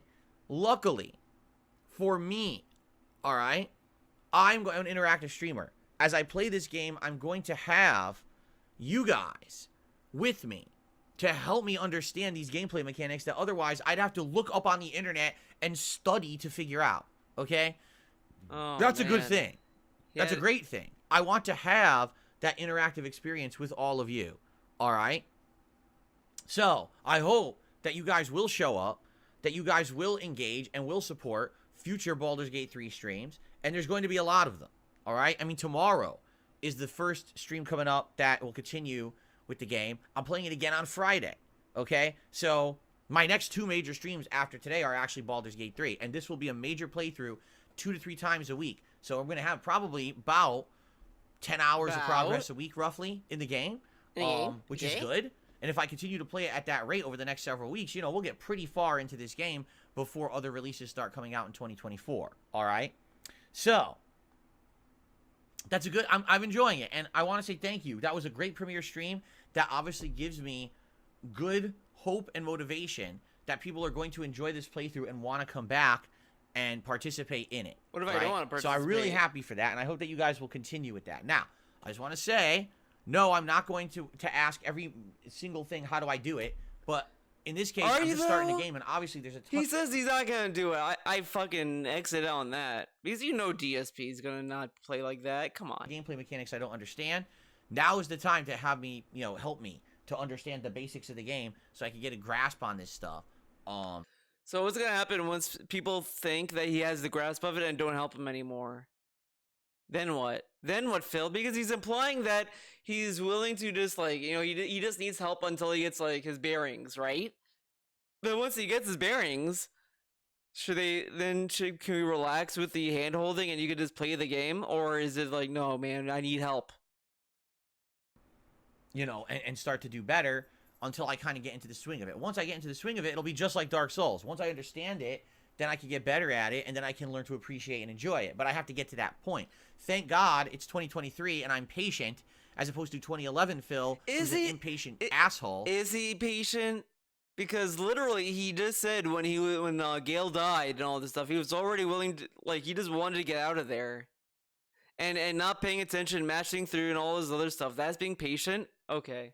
Who just swears at the game, swears it off, never plays it again, until you guys, years later, as a streamer, convince me to play it interactively with you guys with summons and everything, right? So, I'm very happy that it went well, and I hope that it'll continue to do well. All right? We'll see. All right? Now, what's going to happen? I don't know. Will this game continue to have this level of popularity, or will it die out after 3 streams? That's a good question. Good question, RPGs typically do not retain a ginormous audience for me. They just don't. Usually I'll play them 2. And we're back to saying RPGs don't retain an audience. This dude literally bragged how people stuck around to watch Chrono Trigger. Now we're back to RPGs don't get people. Okay. If that's the case, why is he always paranoid about playing any RPG? He's willing to play Infinite Wealth, and he doesn't have any worry that it's not going to retain viewership? Oh, no, it's a chill game, dude. And then by then, we'll have a core crowd of 200, 300 people maybe who will show up and watch and engage and support, but usually the hype dies after a while. That very well could happen. Now, if I'm enjoying the game and you guys are enjoying the game... He said during a Street Fighter stream that if you get 200 views, that's bad. He said that would be a problem, by the way. It's fitting into the schedule much like any other game. I'm going to keep playing it. But if I play this game for a week, and on week 2 I go to start playing it, and literally no one's showing up, no one engaged, no one supports, no one cares, and everyone goes off and is distracted and talking about other topics... You listen to this, and you just know, if there's one slow stream, he's going to be so hardcore about dropping the game again. Because he did that with Metroid Dread. He had one slow stream of Metroid Dread, and he was like, guys, I knew this was going to happen. I'm terrified for the game now. I don't know. This might be it for Metroid, guys. I'll do another stream, but if it's like this, that's it. I'm never playing this game ever again. And then Game Tricker came to his light. Came into, oh my god. Became the guy to carry the game. And now it's like he's gonna do that with this game. He's gonna it's gonna take one slow stream, and he's gonna be like, "Fuck it." He's gonna go fucking livid about it. Chat, I'm not gonna care about it anymore either. You understand? Like, that's sadly, dude. The Super Mario RPG was nothing but that, and he was able to care about that game from start to finish. And he's not gonna care about Baldur's Gate 3 that happens in this game. Come on. What happens with some games like this, which is what I was nervous about. With Divinity Original Sin 2, you guys yelled at me for years to play it. So I eventually did. I played it for like 20 hours, and then people got bored of it. And I kept playing it for another 20 hours, and then people got tired of it and said, stop playing it. I still played it for another 20 hours, so I played it for 60 hours. By the end of that playthrough, I couldn't get people to show up to stream. Everyone yelled at me, why are you still playing it? You should be playing other games. You're wasting time with this one. Right? So that's what I'm worried about. Okay? I am. I'm worried about the interest will die out. But let's see what happens. Maybe not. Maybe because this is Game of the Year, because it's got the hype behind it. Maybe it'll keep going. I guess we'll see. I really am happy that the stream went as well as it did yesterday. Okay? And since then, now, the viewership has been declining. And he keeps bringing it up every time. I guarantee today he's gonna play the game. He's gonna bring up the views. I guarantee it. I will address direct criticism and suggestion that I received yesterday, because here's what happened yesterday. Okay, that stream on average had about 1,000 viewers. At one point we were over 1,400. By the end we were around 800. Okay, so people said, wait a minute, Phil, this is crazy. Look how many people you got on your stream. You should immediately change all of the streams for the rest of the week and keep playing Baldur's Gate 3. You shouldn't let the momentum die. You should keep it going. And I said to everyone, well, I'm not going to do that, because the video? Change all of the streams for the rest of the week and keep playing Baldur's Gate 3. You shouldn't let the momentum... What was that noise? It was in the video because I rewinded it and heard it again. It was like, shh. And I went like, what was that? ...die. You should keep it going. And I said to everyone, well, I'm not going to do that, because... Then don't complain when engagement is low, dumbass. Like, this dude... And the thing that's bullshit, he has a president, though. He is the president of doing this! When Zelda was a new game and Street Fighter 6 was a new game, he canceled the Zelda stream to play Street Fighter 6. He has canceled streams to play a new game before. He did a whole week of Red Dead Redemption 2, by the way, years ago when that was a new game. He has done this before. And now, I've never done that, man. That's not me. I have a schedule. I'm a variety streamer. I have people who are expecting me to do various games that I've already scheduled out for the week. Just because I had one booming popular stream for this game doesn't mean that everything else now changes and makes room for it. That's not how I operate. And I got so much shit from people in the chat. Now remember, he listens to his chat. He gives the chat what they want, man. The chat wants more. No. You don't want more, stupid. You want less. Oh my God. Phil has no idea. Listen to this. I love this one. Phil has I love this one. Listen to this. I love it too, Phil. Explain. no idea how to operate a business. Someone actually said that to me in the chat. Me. Oh no. You don't. Damn it. Hold up. For some reason, it did not. What? No. God damn it. Come on. Come on. Dude, this is bullshit. Where is it? Where is this stupid thing? Oh no. Why can't I edit this? Huh? Okay, I guess. Oh my god, come on. This pissed me off. Okay. Okay, you know what? That's how it has to be. Guess we're not using the Stream Deck for a while. I was gonna play the Quest for Booty, but let's hear this again. Sad day. I love this one. Phil has no idea how to operate a business. DSP filed for bankruptcy. The dude who filed for bankruptcy is gonna debate this, debunk it. Someone actually said that to me in the chat. Me. Someone who has run his own business. Who has run his own business and filed for bankruptcy. Me. Since January of 2011. And I've done this for a living for 13 years. I have no idea how to operate a business. Okay? Allow me to give you a comparison perspective to put this into a better frame of reference that maybe would make a little bit more sense. Okay? Let's say, for example, I was running a sandwich shop. Okay? Gourmet. This is stupid. But I will also mention this. He has complained about so many other fucking companies not listening to their player base. This guy is doing whatever they want. Play any Nintendo rant. You don't even have to find a specific one. Any of them. He always says, they don't listen to their viewers. They think that they do better than you, man. They think they know what you want, but they don't. They're idiots. And all this stuff. And yet, Nintendo is so successful. They sold the Switch OLED, no problem. They sold Zelda Tears of the Kingdom, no problem. They sold all these games. And he's saying that they don't listen to the viewers, they don't listen to the gamers, they don't listen to the consumers. They need to be punished and all this other bullshit, right? He complains how they don't listen to their player base. And he's telling you that it's good that he doesn't listen to his viewer base because he knows how to run a business. Now imagine if Doug Bowser or anyone in Nintendo now, right, on a Nintendo Direct said, guys, you guys are saying you want a hardcore Nintendo console that has like all the cool innards of a PC. No, I know how to run Nintendo, and we're gonna make the Switch 2, and we're gonna have like 9 gigs of RAM. Okay, and we're gonna have the Joy-Cons with right stick drift now. Okay, that's what we're gonna do because we know what you want. And we're not gonna listen to you guys because if we listen to you guys, it's gonna be terrible and all this shit.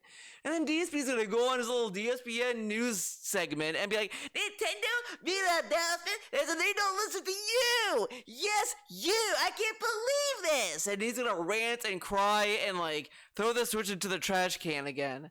Like it's gonna be that shit. And DSP is sitting there like, yeah, I'm not listening to you guys. Yeah, man, I don't listen to you. I know how to run a business. This dude is such a hypocrite. And we're gonna get to another fucking sandwich shop, which is not a good comparison. Because the fundamental difference between a sandwich shop and streaming is that one has finite supplies, and there's a lot more like gear cogs to grease and all this other stuff that goes on with a sandwich shop versus a streamer that has a very fluid schedule and business. Like you don't need to adhere to like strict monotonous business stuff either. But let's listen to this. Sandwiches, and we do all kinds. We do lunch meat, meatball subs, all this good stuff, right? So think a sandwich shop, right? No, not a Subway, because Subway's terrible. Think an actually good sandwich shop, so right? funny. That's my business. I own it. It's my own small business. I own it. He sounds like he's talking about the King of 8. I own it. The sandwich shop operates well. Has a variety of clientele that come in different times a day to buy different kinds of sandwiches. So the variety of sandwiches works. All of a sudden, we introduce a new product, the chicken parm sandwich, okay? It's a different product, very different from everything else. People have been actually requesting that I have chicken parm for a while. And finally, we adopt it and we put it on the menu. After the restaurant says they don't want to make it, they don't want to add it. No, it's not for the restaurant. We don't want this yet. Not yet. No, no, no. Maybe later. Not now. No, no, no. And then a guy comes. You know what? It's not even that. What happens? Okay. Some other guy makes the chicken parm at home. He makes it. He makes a sandwich. He goes to Phil's sandwich shop. Says, "Here, Phil. Here's a chicken parm. You may sell this now." And here's the recipe. And then he makes it. Now, that guy, of course, does not get paid for that, because why would he be paid, stupid? He gave it for free, man. And he starts selling it. Okay, now we're on to the actual story, okay? You forgot that little detail about another dude making the sandwich and then, you know. First day that we have chicken parm on the menu, the store is bursting at the seams with customers. They're coming in droves. They're lining up. They want the chicken parm sandwich. They love it. It's selling. It's selling out. All right? So the first 8 hours of the day, from 10 a.m. to 6 p.m., oh my God, we sold so many chicken parm sandwiches, but we're taking a break for the, the rush, but the dinner rush is about to come in. So what should we do? And someone says, the dinner rush would still have the chicken parm, though. But the thing is that how many restaurants do you go to that say, and you say, like, oh, you go to a McDonald's and you say, I want a Big Mac. Are they going to say, no, you cannot have that. We have other sandwiches. You have to order something else. Like, come on. Well, we actually just sold so many chicken parm sandwiches. We can't keep up with demand. Instead of selling all our other sandwiches, why don't we just cancel them all? Get rid of everything. Let's only sell chicken parm sandwiches. But again, no one is saying for him to, like, drop these other games for Baldur's Gate 3. They're just saying, why don't you play more of it? Like, come on. turn this into the chicken parm. And the thing is that he complained how long the game is. So wouldn't it be a benefit for him to play more of the game that's really long? Okay. Sandwich store, right? Let's go out and spend all of our budget and all of our time only preparing chicken parm sandwiches. Okay? Or you could not do that, and you could have the chicken parm sandwich, but also keep it balanced with all the other things that you offer for a variety clientele. All right? Because here's the thing. But again, no sandwich shop is going to just sit there and be like, oh yeah, we're not going to sell any other stuff. Because they have a finite supply of a chicken parm. Anyway, they can't keep making infinite chicken parms. Eventually, the supply is going to run out. So, of course, there's going to be... people will be able to buy other sandwiches. But when people are asking him to play more Baldur's Gate 3, it's just that it's your audience that's asking it. And you could just play more of it. You could either play it the next day and say, okay, fine, we'll do it again tomorrow. And then all this stuff. Because, again, he has done this before. He has changed the schedule on the fly before. But okay. You only sold the chicken parm sandwich. Here's exactly what would happen.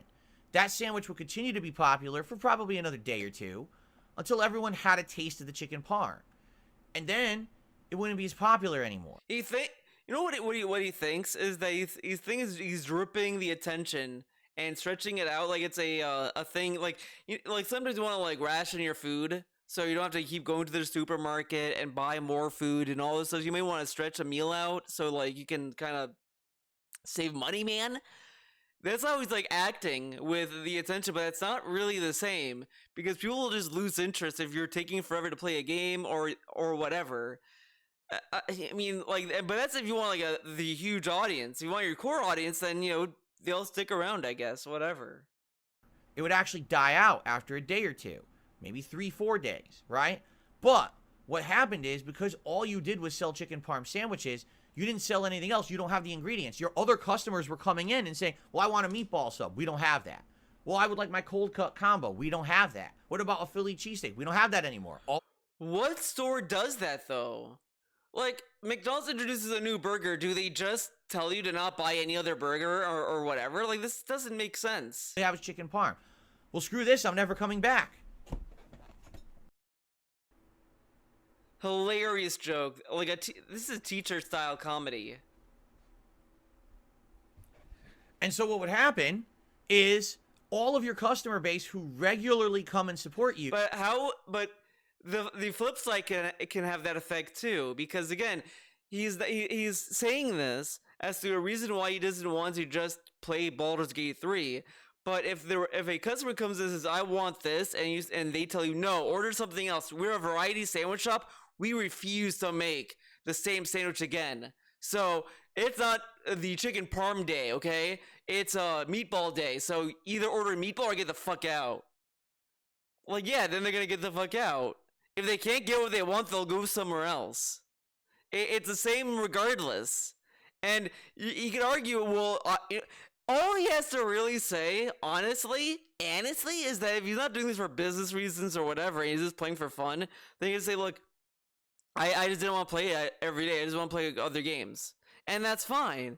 But the problem is he begs about engagement, money, whatever the fuck. So doing this is counterproductive of him wanting engagement. Because if engagement is that important for this playthrough, then it would make more sense to play it more frequently than how he's playing it. If he doesn't care about the engagement, he just wants the game to just be around, then he just let it be. Let the chips fall where they may, and that's an ongoing issue with him because he says it's a business, so he has to like pressure people into like support. He's not gonna keep playing a game. He's not getting support, but it's also a failure that he can't find a way to make it supportive. He can't find a way to make it successful. Would leave because all you're doing is catering to people who only want chicken parm sandwiches, and once the hype for the chicken parm sandwich is dead, what do you have left? Oops, nothing. But again, they're not getting rid of their other sandwiches. They're just selling more, like they're just selling the chicken parm. They're gonna advertise it more, but they're gonna have other sandwiches. Like this example doesn't even make sense because again, no one is saying for him just to delete all these other games. is this thing, oh, we want to see more Baldur's Gate, and the nighttime could be like RoboCop, Like a Dragon, or whatever. Why don't you do more genuine variety streams instead of just having this stupid ass pattern that seems more like a retirement home style stream schedule? Like, it's just so lame. No one else comes to our store anymore because we ignored those customers. We didn't treat them with respect. We didn't basically say, hey, you're the ones who But you're also not respecting the people who want to show up for Baldur's Gate 3. Like, think about this though. He threatens them, says, you guys need to show up. You need to put your money where your mouth is. They show up, and then he's like, yeah, that's all, that's it. Just come by whenever I want you to.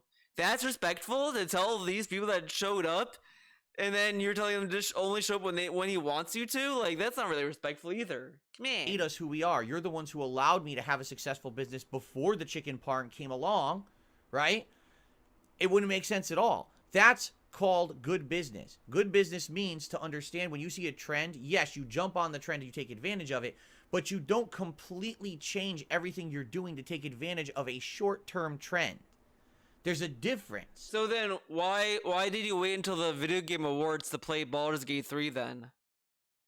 Like, why? You know? It's funny, right? He waited until the Video Game Awards to even consider playing it. He didn't want to play it before, he didn't want to play it after. He wanted to play it...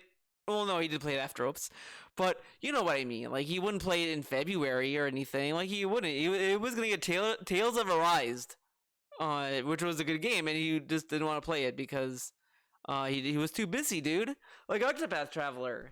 Between recognizing something that could critically importantly impact your business in a positive way and entirely changing the way you operate to take advantage of something that's going to be fleeting. Okay? So, but it's kind of pessimistic to assume that the attention that he was getting from Baldur's Gate 3 would be fleeting. Like, it might be. Honestly, it probably was. To be honest, I don't think he was going to retain 1,000 viewers regardless. Even if he played every day, he wasn't. But he could retain someone. But it's all, like, whatever. Here's the truth. This is sadly what most YouTubers do. Alright? Jasper, you're very silly. Time for a random toxic segment, guys. Get ready. You know, fuck, I'm gonna fucking... I think I know how to add it. Hold on, I'm gonna fucking... I think it's a app source. Screen capture. No, wait. Well, I want to make sure nothing serious shows up. Man, I'm debating. What is it? Let's try audio capture.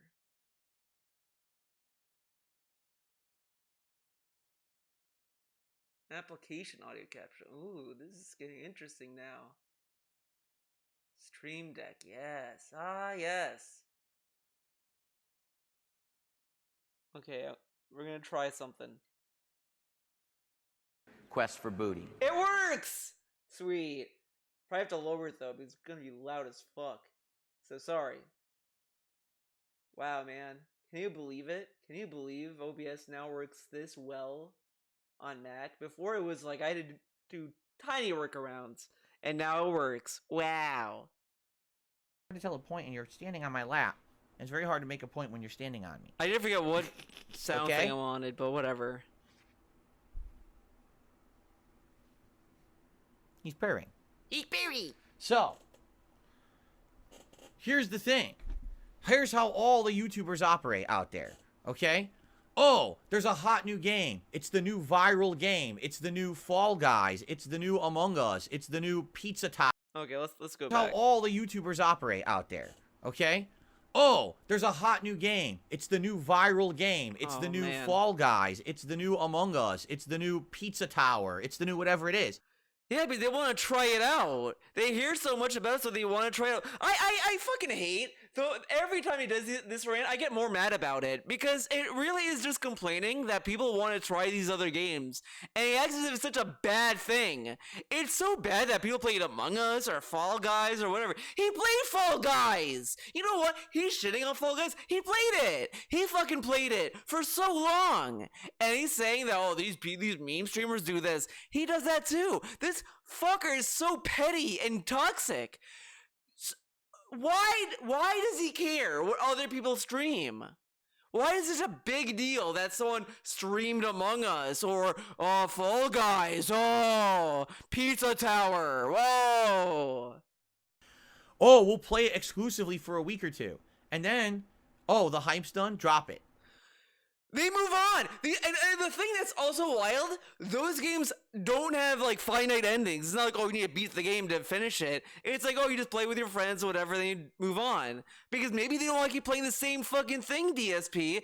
You know what? This dude is so stupid. He's comparing a brick and mortar business, whatever the fuck. He's a physical business to a streaming business, which are completely different things. Like, it's so stupid that this dude does not understand. What if they just played for a week and it's like it's fun and they're like, okay, we're gonna move on to something else now because I'm a variety streamer and I play different games each week or whatever. But it's like, so what? So what? Some people stream once a day, once a week, whatever. And who cares what they stream? He tells everyone, oh, play what you want, stream what you want. These streamers stream what they want, how they want. Oh, they're meme streamers. They do this and it's disrespectful and it's bullshit. You're bullshit, Phil.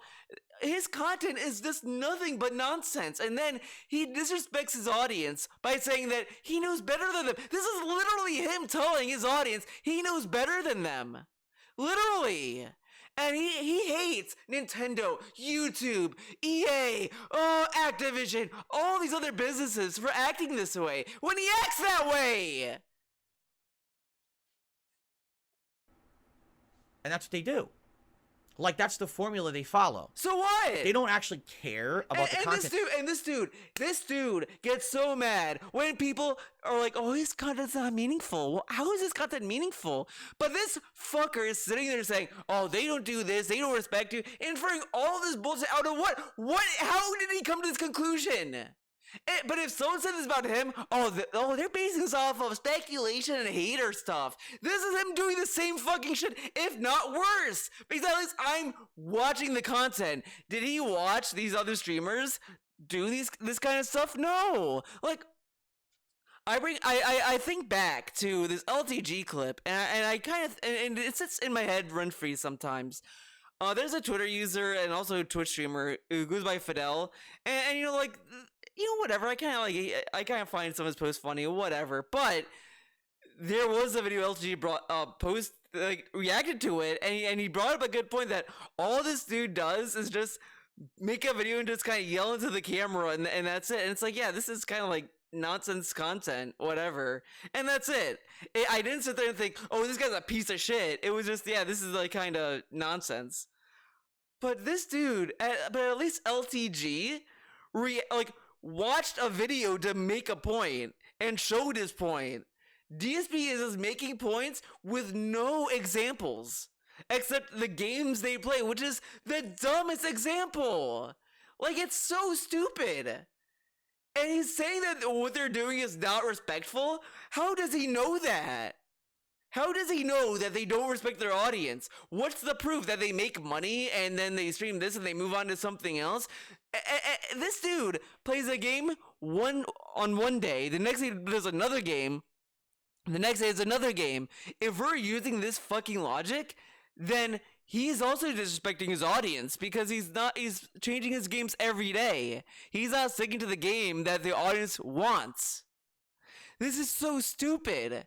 And it's so irrelevant because people want this game more because they like the game, and it's a campaign, it's a story.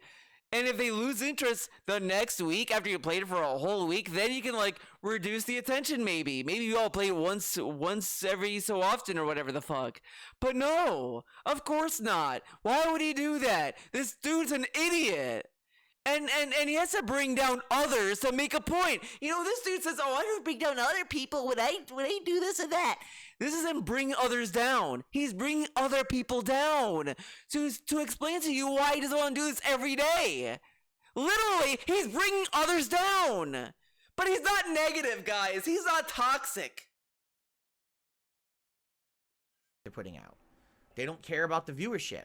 And then it's like they don't care about the viewership, they don't care about you, they don't care about this, they don't care. Like, this is behavior that you would feel if you go to a streamer that has like 20,000 views and they are not reading your chat post, you leave, this guy doesn't care about me. He has so many views, he doesn't even care.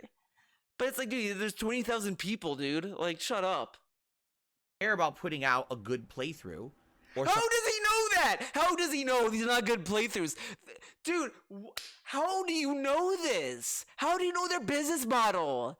They're playing a meme stream game. What if their business model is just to play games and relax and have fun? And it's not about beating video games all the time. And they just play whatever they're vibing with. This dude tells you so much. Oh, play what you want. Do what you want, man. But he's telling you all of these streamers are doing it wrong. They're doing it wrong. But if you tell him he's doing it wrong, you're a fucking idiot. In the same video. And it's more of a bitch move. He's not even naming the streamers. At this point, he should just name them. Fuck it. Because it's so meaningless to just say this and not name anyone. Because at this point, you're just complaining about everyone. And why? Why? Meaningful. All they care about is popularity, views, and money. So they play with Didn't say whatever. popular, and when it's not popular anymore, they drop it like a hot rock and don't give a shit about it. Why did DSP drop Dying Light 2? Why did that game go away? Why did it go away? Oh, it wasn't popular. Why isn't he playing Avatar? You know, that game got decent reviews, and he said it was like Far Cry even before people said it was like Far Cry, man. Oh, it wasn't popular, so we skipped it. Oh, why didn't he play Octopath Traveler? He said he would when there's downtime. Oh, it's not popular anymore. Oh. Wow. It's like he does the same thing and is a bigger bitch about it, because at least those people play the games that people want to see and then they drop it when people don't watch it anymore. It's almost like they just don't want to waste anyone's time by playing a game that's not engaging with their audience. It's, you know what? It's almost like what if in reality they respect their audience more by giving them games that they want to watch. So they focus on that more, and they focus less on stuff they don't want, that people don't want to watch. Huh. Like, again, I watch a streamer who does art, and she also sometimes plays video games. She plays Guilty Gear, she sometimes plays Call of Duty, she sometimes plays RPGs. This is during a Like a Dragon stream that she was doing. She was playing Yakuza 7 Like a Dragon. And she said, look, I understand that people like want to come here and watch me play art. I just want to play this game and stream it. And she just streamed it. And I was like, okay, it is what it is. But then she went back and play and do art streams as well sometimes or whatever. It was never like, oh, it's one or the other or anything. But I don't ever recall her shitting on other streamers to prove a point or to justify how she streams. Because it's almost like if you want to talk about how you run your own stream, just focus on how you want to run it instead of how other people run it to validate your own. This dude is so insecure and it's pathetic. He has to validate himself every day by putting other people down. But he's not negative, and he's like Turkey Tom who puts other people down, right? But what is this? He's saying that these other streamers that he hasn't named, and I doubt he even watched them, and yet he knows that they don't care about their audience? How does he know that? How does he know this? Ever again.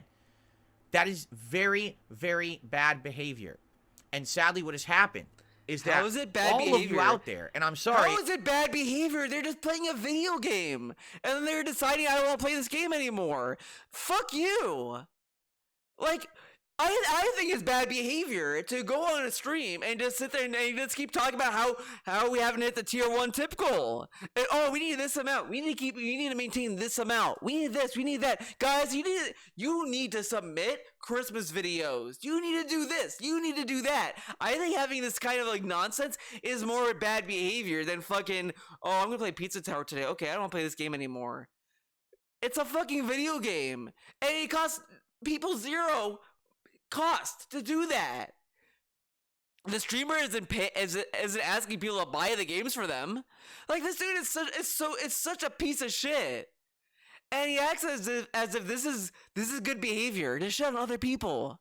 This is shitting on other people. He's just describing how things are, and it's like it's fucking stupid.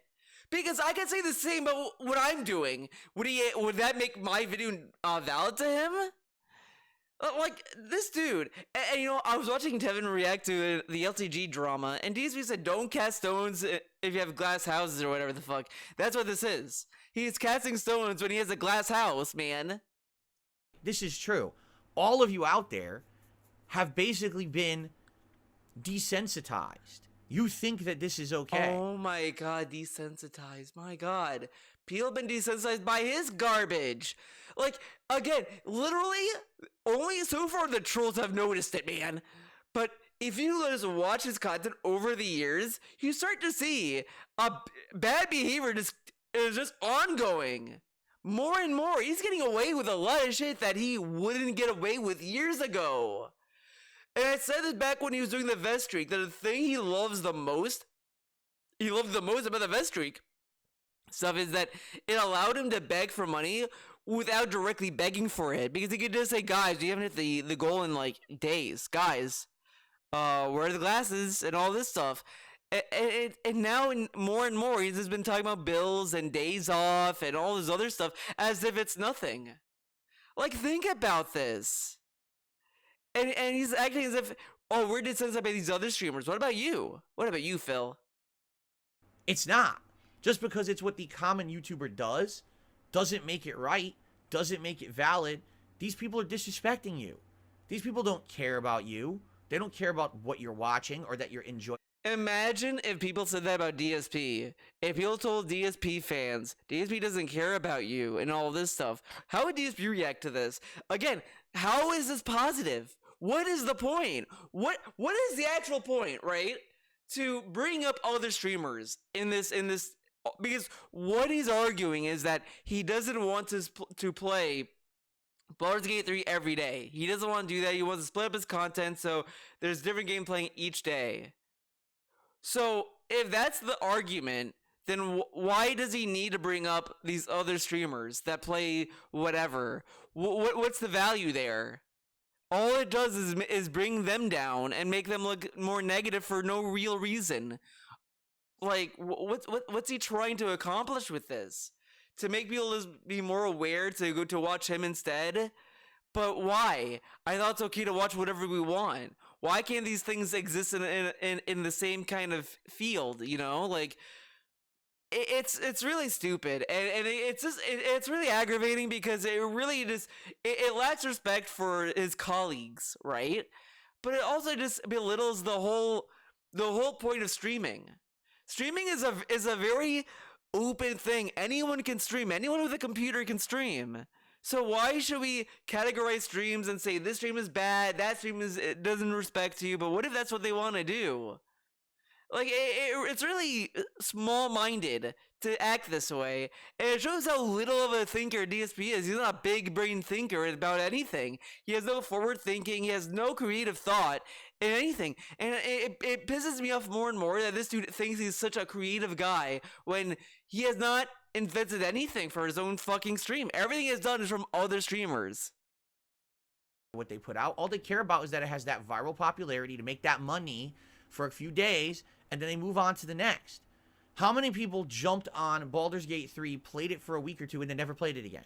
Didn't finish it. What if they want to play it and experience it and then decide, oh, this isn't for me, let's drop it?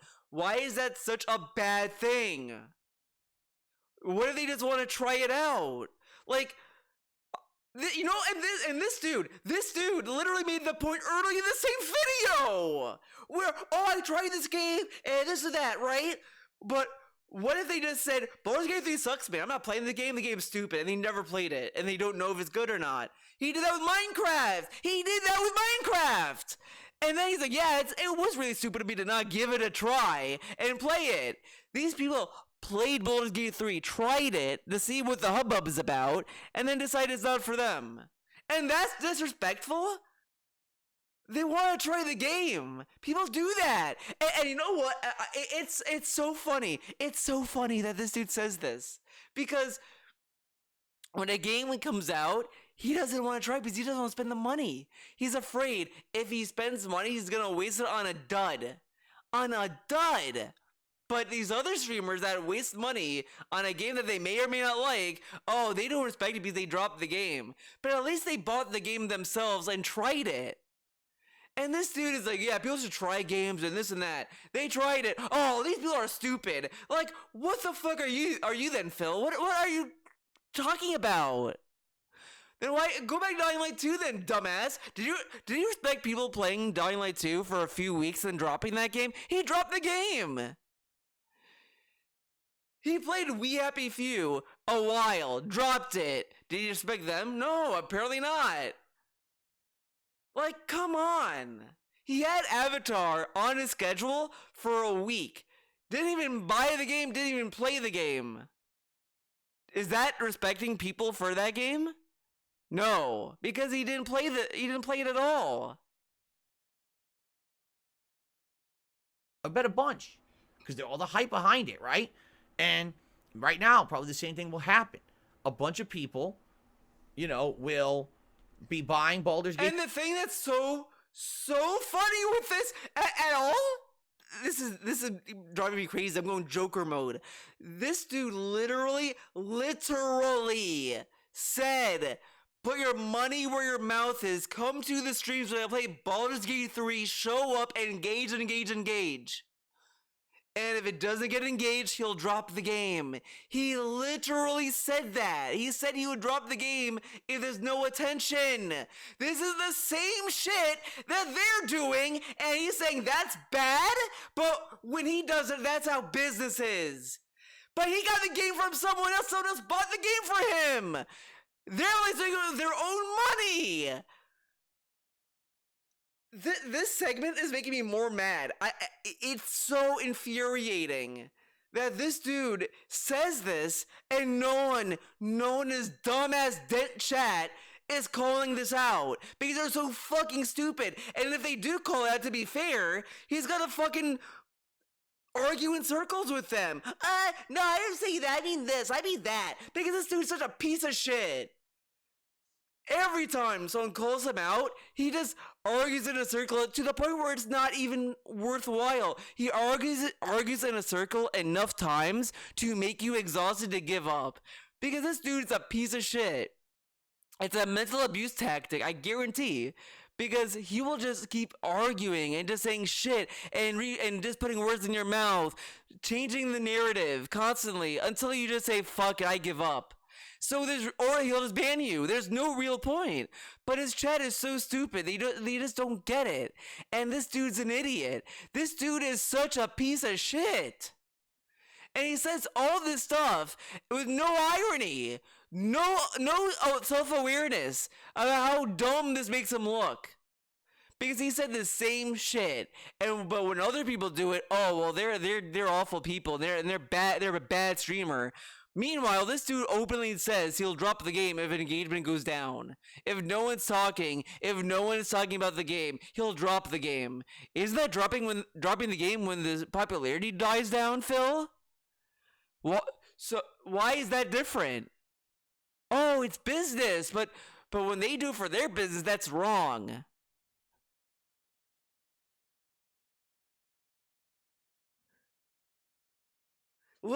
Literally, you know what?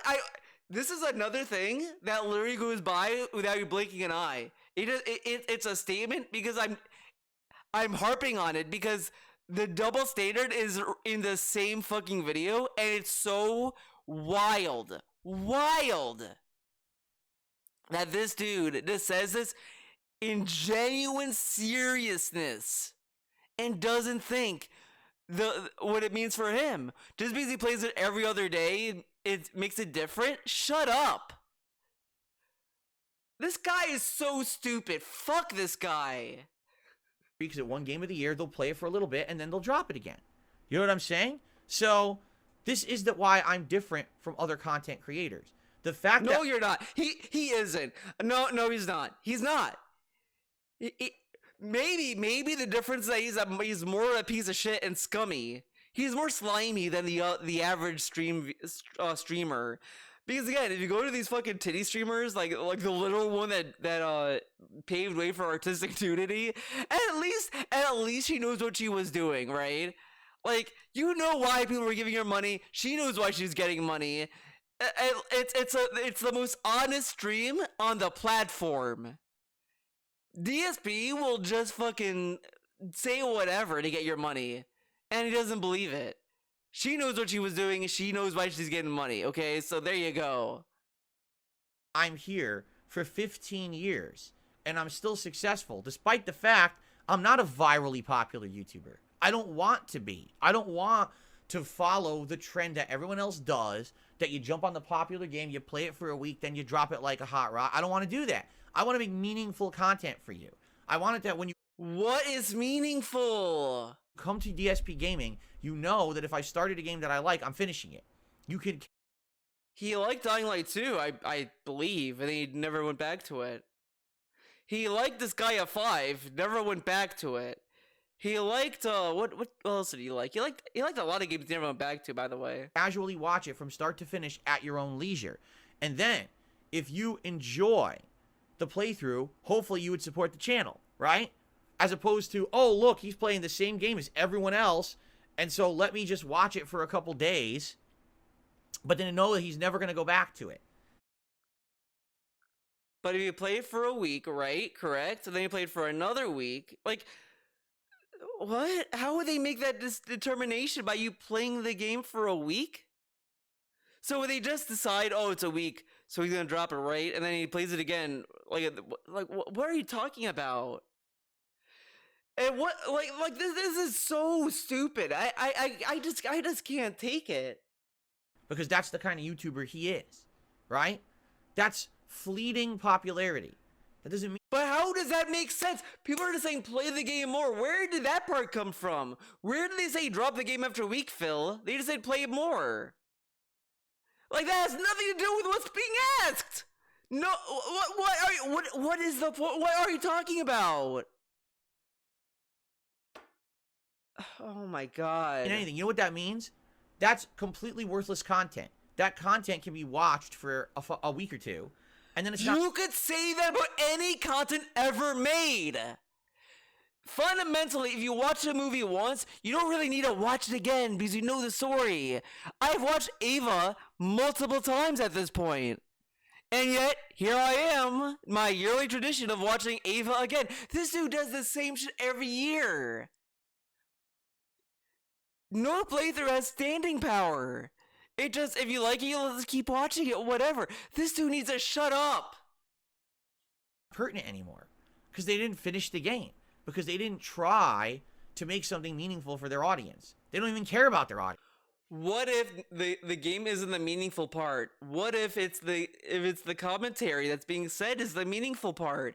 Again, he's just saying it's not meaningful, but what does that mean? When you ask him, it's always like, well, they get meaning by, like, they know that I play a game they like and I like it, I talk, we have interaction, but these other streamers have the same interactions and all this other stuff, but that's not meaningful apparently because they dropped the game within a week? How does that make any sense? That doesn't make sense. This dude is so stupid and such a piece of shit. And he's inferring other people's meaningful content, but if you infer that his content is not meaningful, you're an idiot. You're a dumb troll that doesn't understand what meaningful content is. But when you ask him, it's whatever he wants it to be. But he's able to infer what other people's content is meaningful or not. You're the ambassador of meaningful content. I criticize this every day about this guy because this dude is so delusional.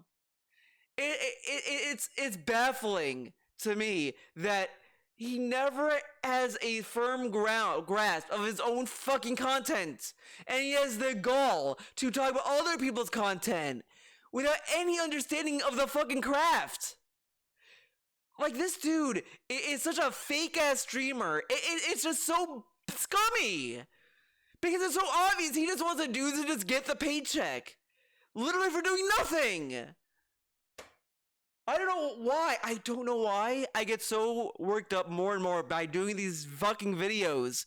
Like, again, my older videos are like, okay, yeah, this guy is stupid, but it seems more and more it's just more insufferable. It's almost to the point he must be doing this on purpose to just make people upset, but it makes him look so stupid in the process.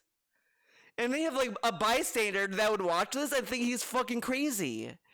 That's why LTG is such a fucking goat compared to him. The fact that LTG can say, get off my dick, I ain't giving you shit, made DSP so fucking angry says a lot about DSP.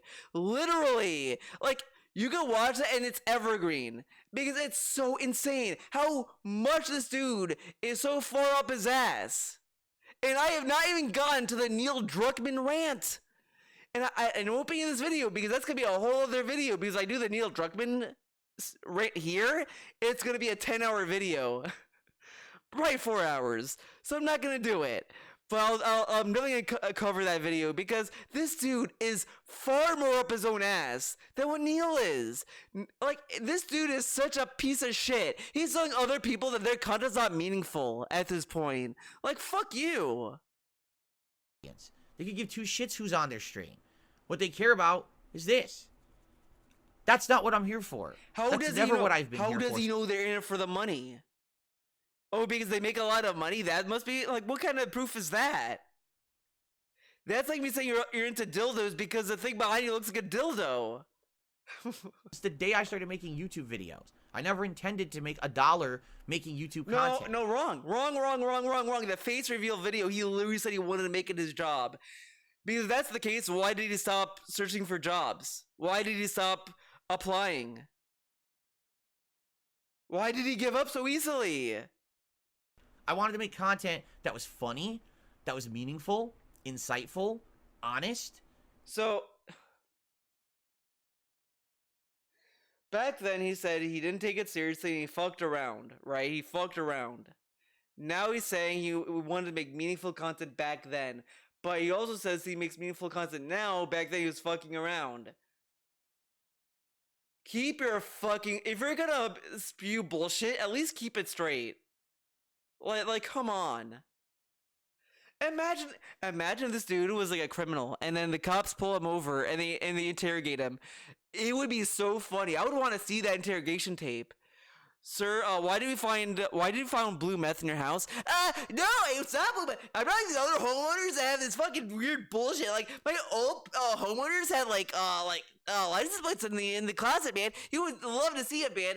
So actually, this was stuff that it was like blue ice. I was making blue ice cream, guys. Okay, like Italian ice. I was trying to make that a snow cone. Okay. Wait, so is this snow cone? Look. My wife loves my snow cone, so I was making a snow cone, but I don't like snow cones, but I made it, but then sometimes I did make it. It was meaningful, man. What the fuck are you talking about, Phil? What? You'd be so confused. Different. That's who I've been since day one. Why people still don't understand that, I don't get it. Right? Right now, if I played Baldur's Gate 3 all week long, undoubtedly the streams would have had good views. Now, it wouldn't have had as many views as the first stream. I doubt I will ever get 1,300 viewers for Baldur's Gate 3 ever again. I'd be lucky to get 500. Seriously, I'd be surprised if tomorrow when I play it again, we get 500 viewers. Okay? But likely we'd have more viewers, more support, everything for about 2-3 days. And then by the time that it's day 4 of me just playing Baldur's Gate 3, everyone will be upset who's a regular around here, right? How many of you who are regulars in the chat right now would want to watch Baldur's Gate 3 for 4 days straight with no other variety? Just clear the schedule to just play Baldur's Gate 3. No Street Fighter, no RoboCop, no late night chill streams of Like a Dragon Gaiden, no React show. Just keep playing Why does he pull them then? Poll. He should do a poll. He could prove it. Baldur's Gate 3, correct? Correct. His chat is saying yes, and me. Am I right or am I right? How many people would have been upset that I'm not playing everything else? No. Right? One, and the funny part about it is 2 people said no. No, wait. 1, 2, 3. 3. The majorities I've seen a majority of yes. Then you get people who say really, really dumb things. Like, well, if you're successful, then why do you have to ask for contributions? Because that's my model. Oh, fuck you for that. It's my model to ask for contributions. It's my model to ask for contributions.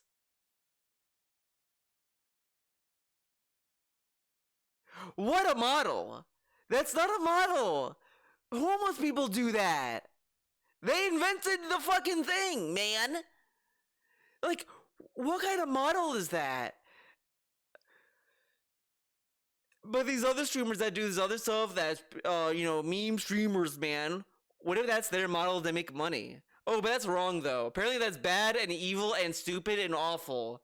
But asking for contributions is meaningful and great and positive. It's a business model. If we just accept business models as a term, I guess, then wouldn't everything be a business model and would be all equivalent and all equal and all fine? Whatever the fuck. This is so stupid and so embarrassing that that he's bragging that it's a business model to ask for contributions. Why don't you find another business model that's more profitable? That you wouldn't have to be constantly reminding people to give you money. My model is not jump on what's popular, bring in a bunch of no-face viewers who I don't care about. And then he says he wouldn't care about the no-face viewers that come by. Your viewers have faces, Phil?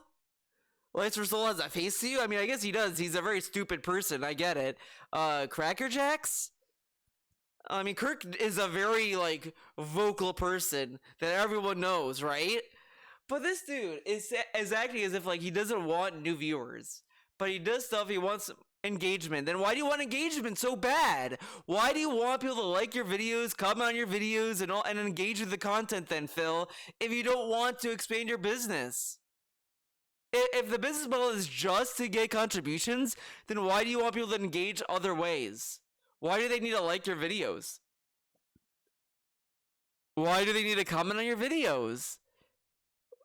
Good question. Have them throw fucking money at me because I'm playing the popular viral game and move on to the next nonsense. And then he acts as if he played a meme game, he'll just be given money. But he has been given money for doing way less. Literally, think about it. When the Comcast thing was going on or anything else, he just sat there and just said, guys, I don't know what to do. When all he had to do was call Comcast and keep on top of it. Just to stay on top of the situation, to insist on and all this other shit. But no, he sat on stream, he was like, I don't know what to do, guys. The internet's gonna keep cutting out, man. I don't know what to do. I don't know what to do. I don't know what to do. He literally made money just sitting there doing nothing. Meaningless content for mouth droolers. I don't do that. And then he says these other people make content for mouth droolers. How does he know it's for mouth droolers? Content for a directed audience. It's called curated content. Now, if you like that content, if you like that it's different, if you appreciate the fact... How is it different? You're playing video games. He's playing Baldur's Gate 3 and RoboCop, 2 games other streamers played already. He's not the first to do this. That this week I stuck to my schedule to play the games that were scheduled, despite the fact that Baldur's Gate 3 did so good yesterday. If you appreciate that, then please come by, enjoy all Again, if he just said, yeah, people want to see me play more Baldur's Gate 3, I get that, but I want to stick with my schedule because I like going between Baldur's Gate 3 and RoboCop, I'm itching to play these games, then there would not be a need of this video. No one would be clipping it, no one would care. People are going to say in their own time, yeah, this is stupid, he should be playing more of this game, but whatever. Again, it's like the thing with the 50K. It's fine if he didn't want to take the deal, because no one should force themselves to work with someone they don't want to work with, correct? But if you're gonna make it a big deal of your personality and all this other stuff, then it's gonna be a clown show. But this dude, it wants everyone to be like, Wow, Phil, you're right. Wow. Those guys are disrespectful. You are so cool. Wow. But all this does is make him look like a piece of shit. And support it. And yes, it means I have to mention it. It means I have to have little segments where I have to say, hey, please support this different content. This content that doesn't conform to the mold of what everyone else says you have to do to be a popular streamer or a popular YouTuber. When people come to my streams and they ask me, Phil, what's your... No one is saying he would be popular by doing this. He just said he should be doing it because everyone wants it. Why don't you give people what they want? Mr. I give people what they want. best advice? And at this point, him acting this way, all it means now is if he does cave in, he's gonna be very fucking brutal if it does turn out. Like, if he's like, fine, I'll do it every day, okay? Fine. And he can do this in February, let's say. I'll do a week of Baldur's Gate 3, okay? He does it. And then let's say he gets like $50 or whatever. He doesn't get nearly as much as like he did day one, right? He's gonna literally say, I know you guys want me, and see, no one supported, no one did this. You see, guys, I should have listened to you. Because this dude is such a passive-aggressive bitch. He treats his audience like shit. He does everything so begrudgingly. It's awful. Awful. And he does it unironically. I keep bringing it up because it proves my point. When I was playing Chrono Trigger, I knew Just Gamer John loved that game. He wanted to see me play it. And when I played it and he wasn't in chat because he does other stuff. I mean, he's a very busy guy, man. I jokingly was like, yeah, Just Gamer John, if he doesn't show up, I'm gonna fucking delete the game. I'm gonna be all this stuff, which I never did, and it was very obvious I was like being sarcastic about it. But it's like that's me being making all like just lame sarcasm humor versus these be saying it unironically. Because the only way he's sarcastic and facetious is when he goes like super extreme clown mode. Up and coming YouTuber. Do I say, oh, follow the viral trends? Do I say, do constant ask me, Phil, what's your best advice for an up and coming YouTuber? Do I say, oh, follow the viral trends? Do I say, do constant collaborations? Do I say, hold, cheap, kind of really flash in the pan giveaways, right? To try to get... He's done giveaways. And what's pathetic about these giveaways is that these are games other people bought. Other people bought these games. And he's like, yeah, man, these other people do giveaways? It's stupid. He does giveaways. And he wants to give away the 10 free gifted members YouTube has given him. That's not a dumb giveaway, and the gifted member giveaway is stupid as well, because all you get is this emotes. It's so stupid. Fuck this guy, man. Artificial popularity for your content. Do I say He structured a RoboCop giveaway to make people stay tuned and watch the stream. Like, it's so funny when you compare it to the other giveaway he did, like on the React stream, where he just rattled off all of the codes he got. All of them. He did a level 1 podcast. All right, guys, let's do. I got all these codes, man. Okay, Street Fighter 5. Blah, blah, blah, blah, blah. Okay, this game. Blah, blah, blah. He did all of them all at once. Then the RoboCop stream comes. Okay, guys, I'm gonna give away RoboCop, but you gotta stay tuned. I'll do one now. I'll do one later. Okay. Censor everything you say so you sound like you're the nice... He censors himself! DSP censors himself! Shut up! I can't. I forgot he says this. Oh, do I say censor yourself? DSP, you can't even name the streamers you watch because you're so scared of people knowing who you watch. He tries not to say fuck anymore. He has YouTube shorts that are censored. He says flip, floppity floop. All this stuff. He says he does poop jokes because he doesn't want to say boob jokes. He censors himself all the time. And he says this as if it's like some great thing. Come on. You know what I'm saying? I keep going. How many things can I say? And says to look like the nice guy. I kind of hate. Like I get it. I get it. Some people who act nice, they may be like shitty people and all this stuff. I get that. But at the same time, you shouldn't strive to be an asshole either. You know? Like, come on. Like, you don't have to be like smiley all the time, but no one wants to go to a streamer like, hi guys. I broke my arm. It fucking sucks. I just got an overdue bill. I couldn't afford dinner last night. It's fucking stupid, man. Like, no one wants to see that. Like, come on. This is what every popular YouTuber or content creator does, right?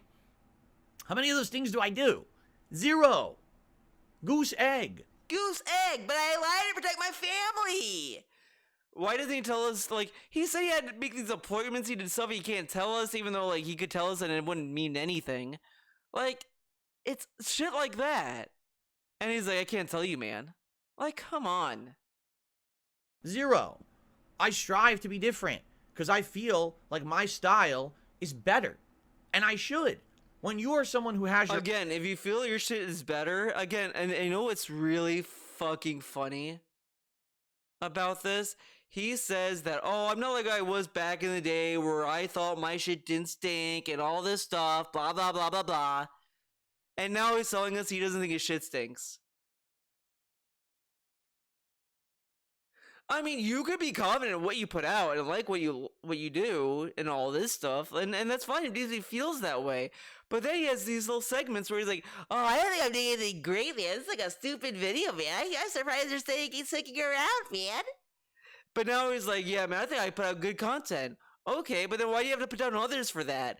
Like, what does it say about your own fucking content? If you have to put others down to explain why you think your content's good, does it really mean it's good? Because I don't see a lot of people sitting there like, yeah, that other guy, his content sucks, mine doesn't, so it's really good, it's really meaningful. Like, I don't, like, come on now, dog. Own business and you put out a product, you should feel that your product is superior to everyone else's. I feel like let's hear this again. My style is better, and I should.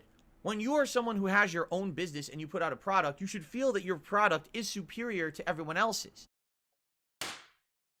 I want to bash my head into, you know that scene in fucking Twin Peaks where Coop, is it Cole or Coop? I think it's Coop.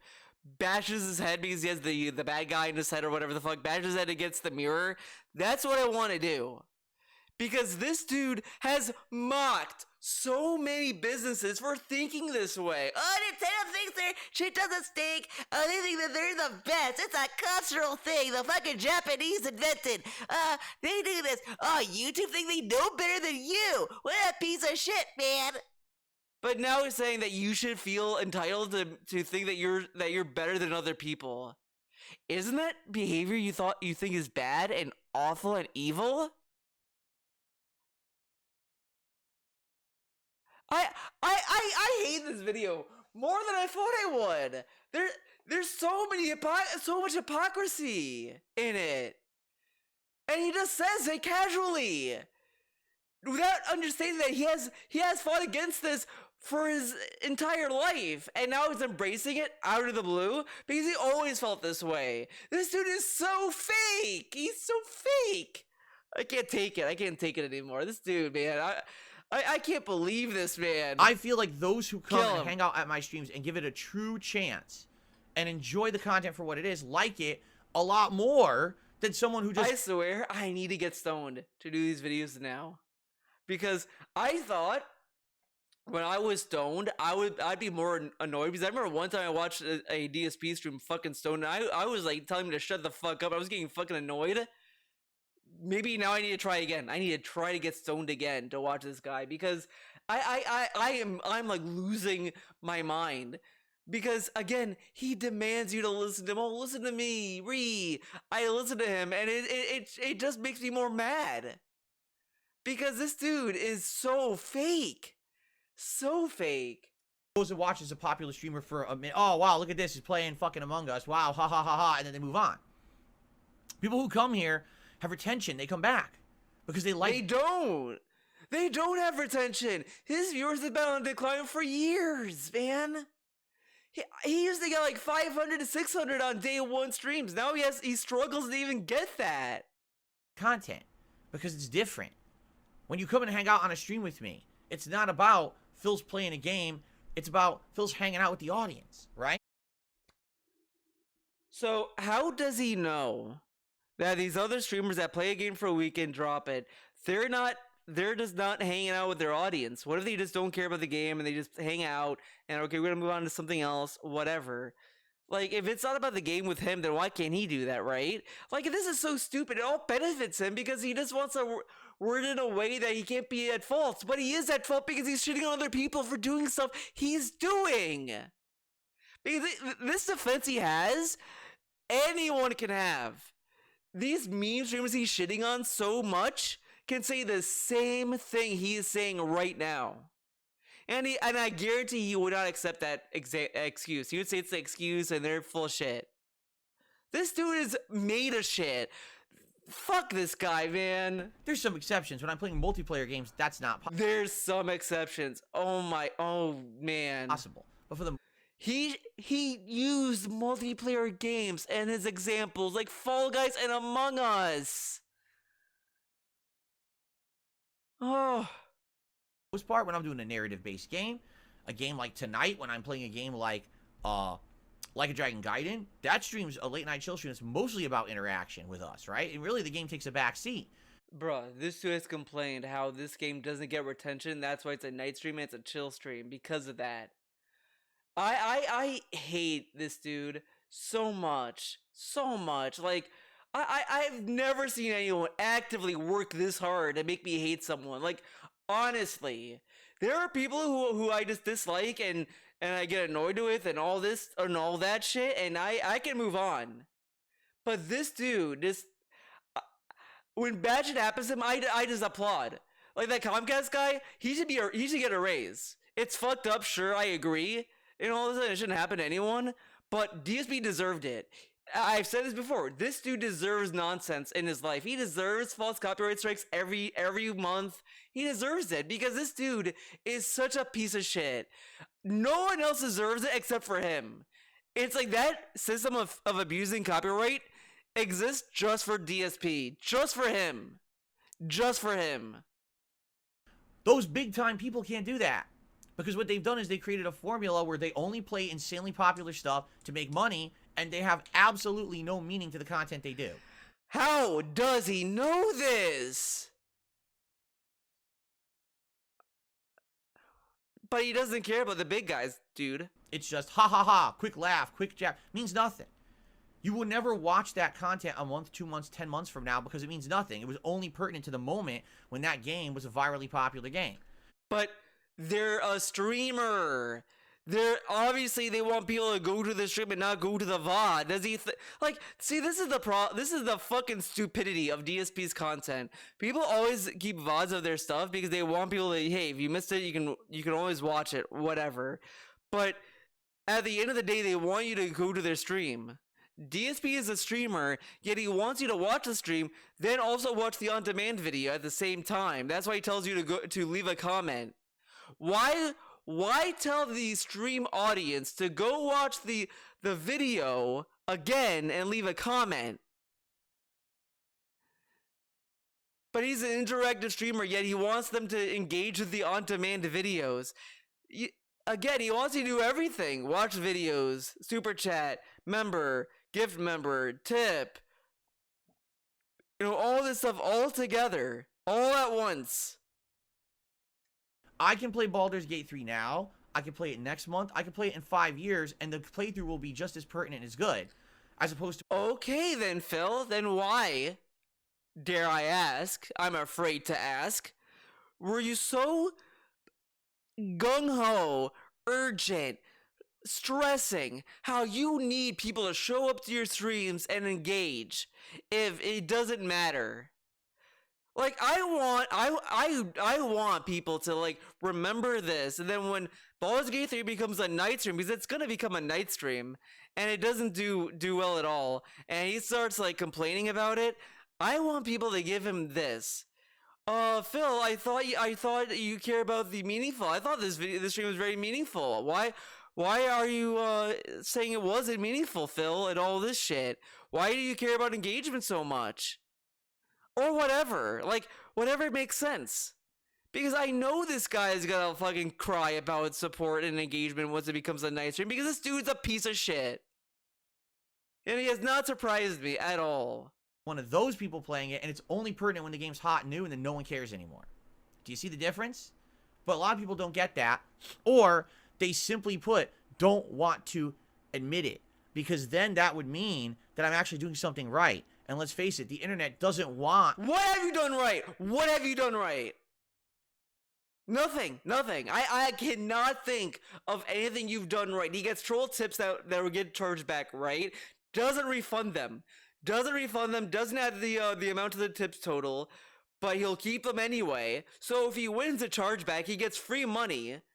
If he loses it, he gets charged back. Now, I really hope that $200 that he got gets charged back and he loses, because I really want to hear, because you know he's gonna say it. Guys, I lost $200. I'm starting at $0, man.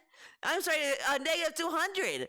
But he told us, right, that he's not gonna touch the money that came from that tip. So, like, if it gets taken away, it doesn't hurt him, because I guarantee you he's gonna take that money anyway. Because this dude is so scummy. He's probably saying that too. He's gonna say it then, but over time, he's like, $200. Oh, yeah. $200. Oh. He's gonna be doing that. Okay, I guarantee it. act like I'm doing something right. They like having me as their whipping boy. That Phil is the worst content creator. He makes all the wrong decisions, right? That way we can keep our memes going. DSP, literally, factually, I don't give a fuck how often you play this game and all this stuff. And sure, it wouldn't be successful anyway. It would probably wouldn't change a thing if you did it every day, whatever the fuck. But when you go out of your way to bring other streamers down and say it's stupid and then double down in insane, ludicrous ways, it makes you look really fucking stupid and pig-headed and dumb.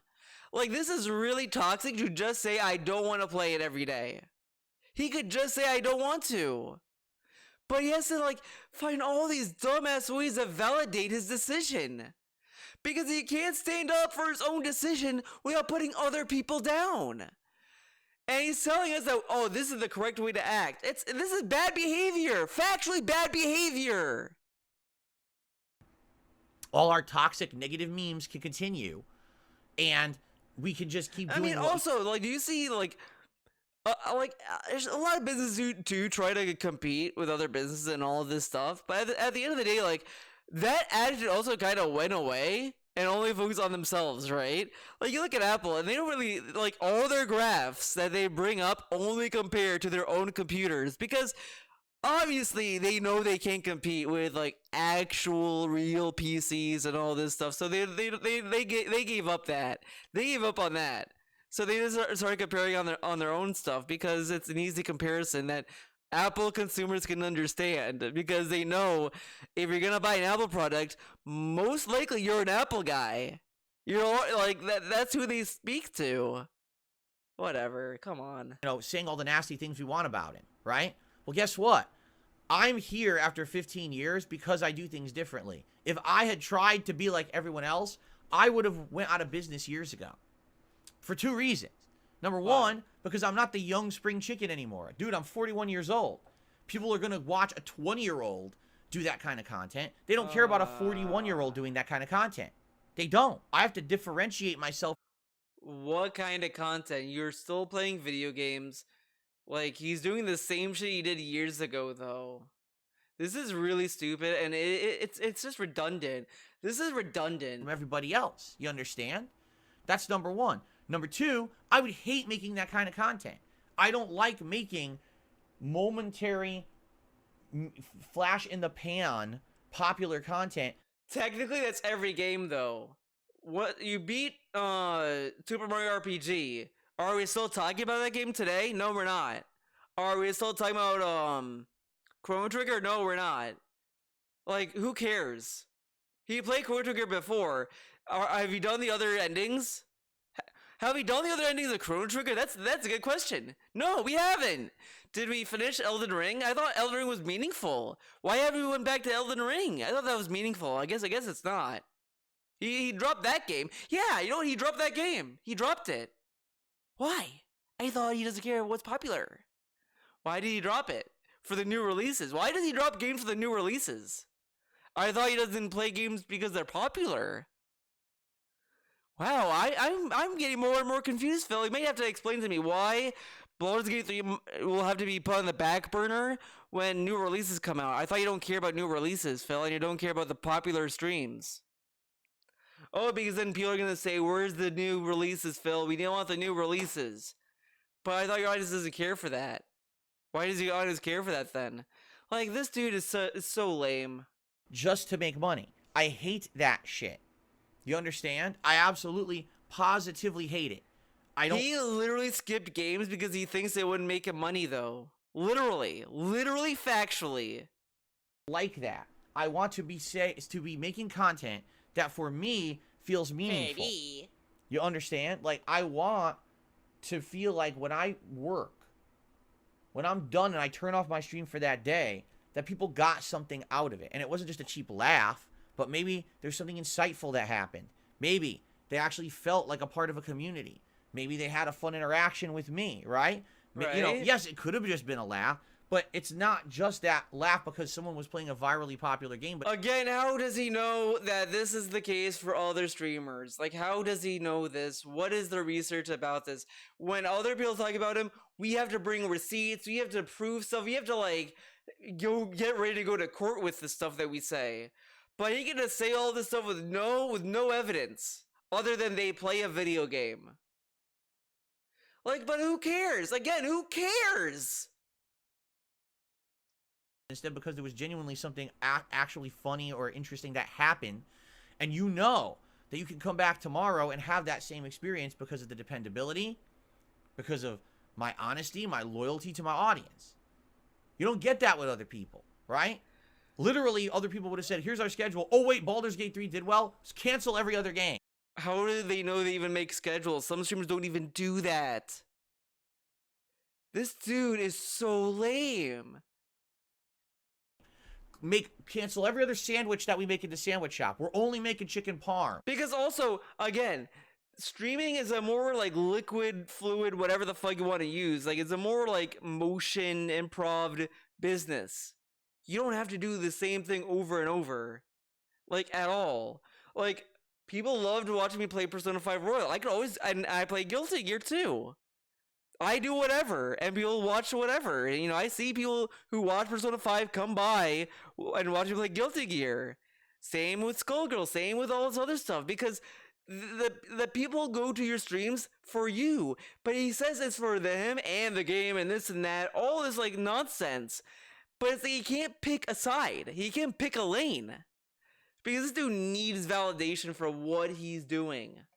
For as long as I can milk the money coming out of the chicken parm sandwich, we keep milking the money out of the chicken parm sandwich. But then what happens? Right?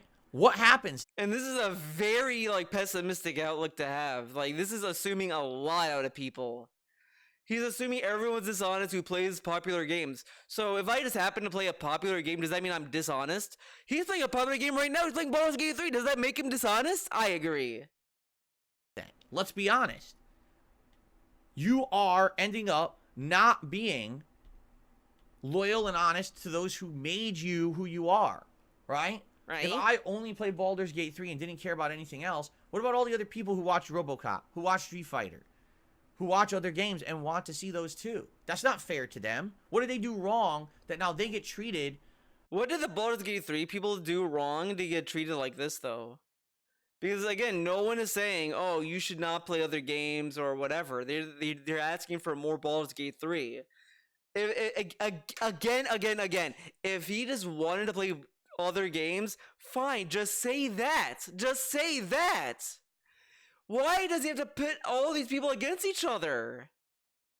Like the redheaded stepchild, because another game's more popular right now. What did they? Nothing. They didn't do anything to deserve that. right? Why is it a punishment if you don't play a Street Fighter? Like what does that even mean?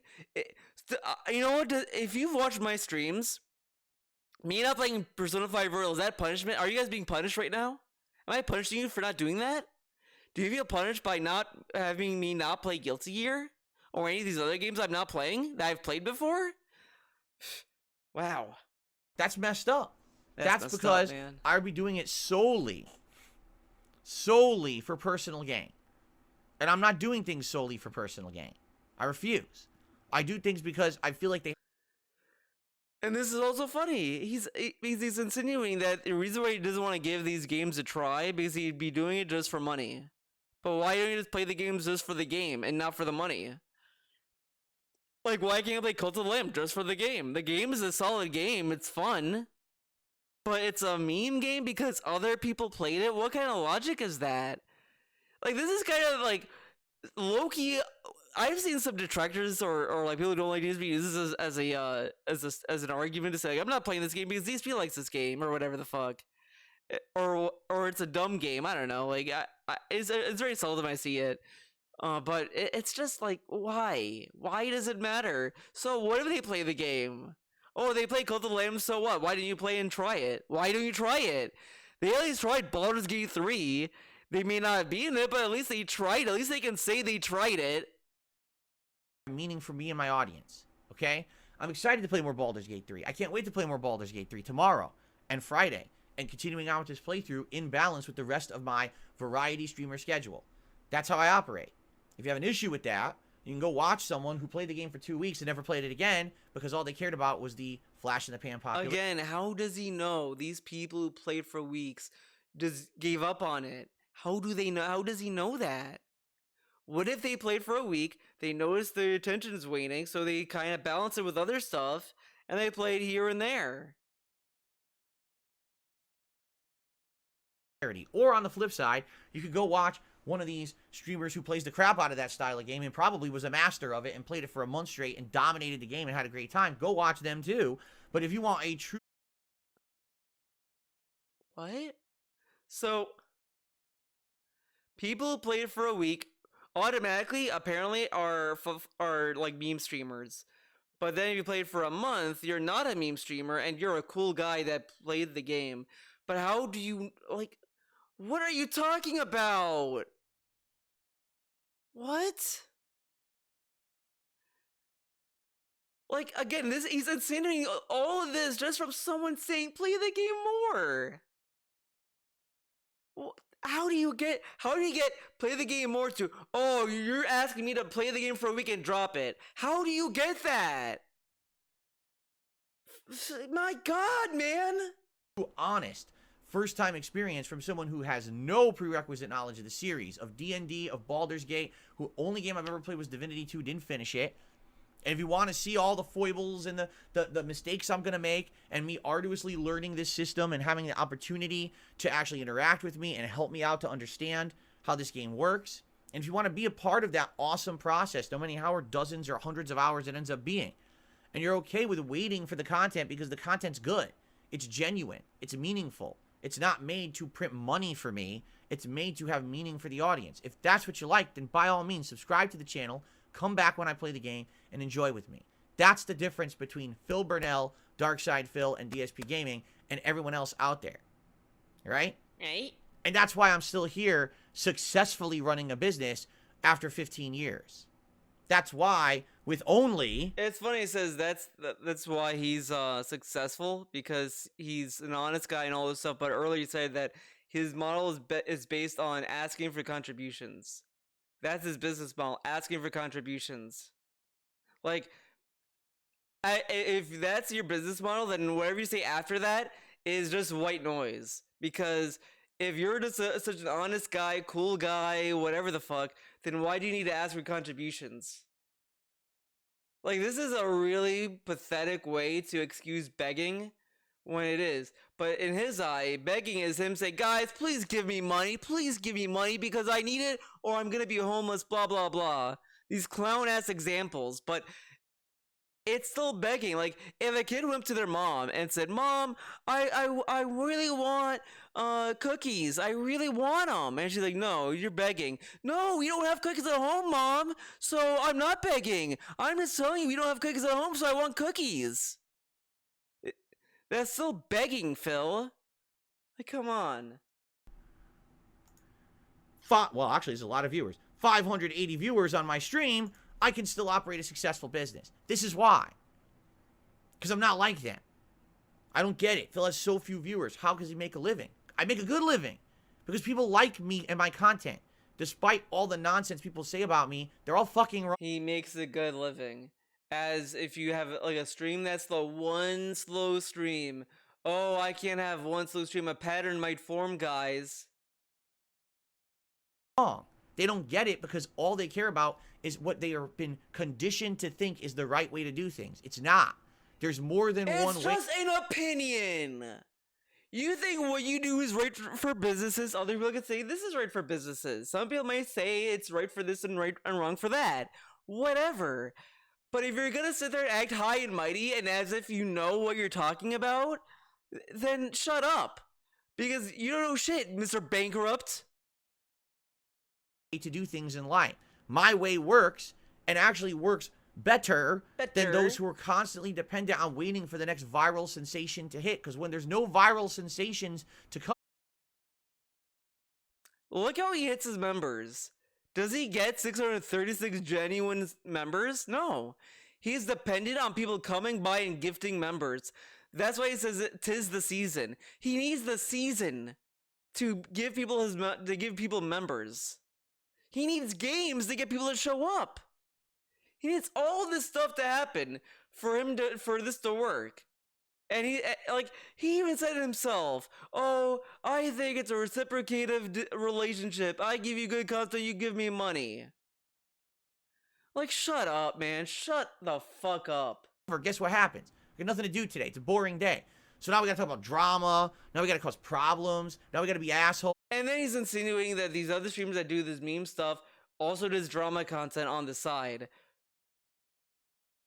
Who?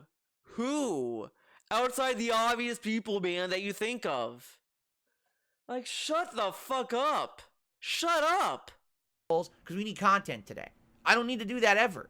Ever. I always have more than enough content to put. He has DSP Reacts, which is just a React channel. Out for the internet, because I don't make shit. Get it? Get it? Got the drip go. Alright, that is it for this video. It's a 2-hour video. I think this is a good place to stop it. I'll see you in the next video. Thank you for watching. If you stuck with this video, hey man, you're a trooper. You sat through this nonsense, this clown show, for I don't know what. There's no thing at the end of the tunnel, man. But we're gonna get Elfalt Rub Dub. Let's see if we can just get this one lyric. What is this? Just keep listening. I stumbled many times, I might get hurt, but I keep on running. Who will walk out on the street, bothered I'll be honest, I'm kind of scared. I'm sitting alone. I'm scared of the laughter, but I love to laugh myself. It's not the lyrics. In the world I only like. Okay, no, I'm not listening to that. Fuck that. It wasn't the lyrics. It's not the lyrics. Fuck that.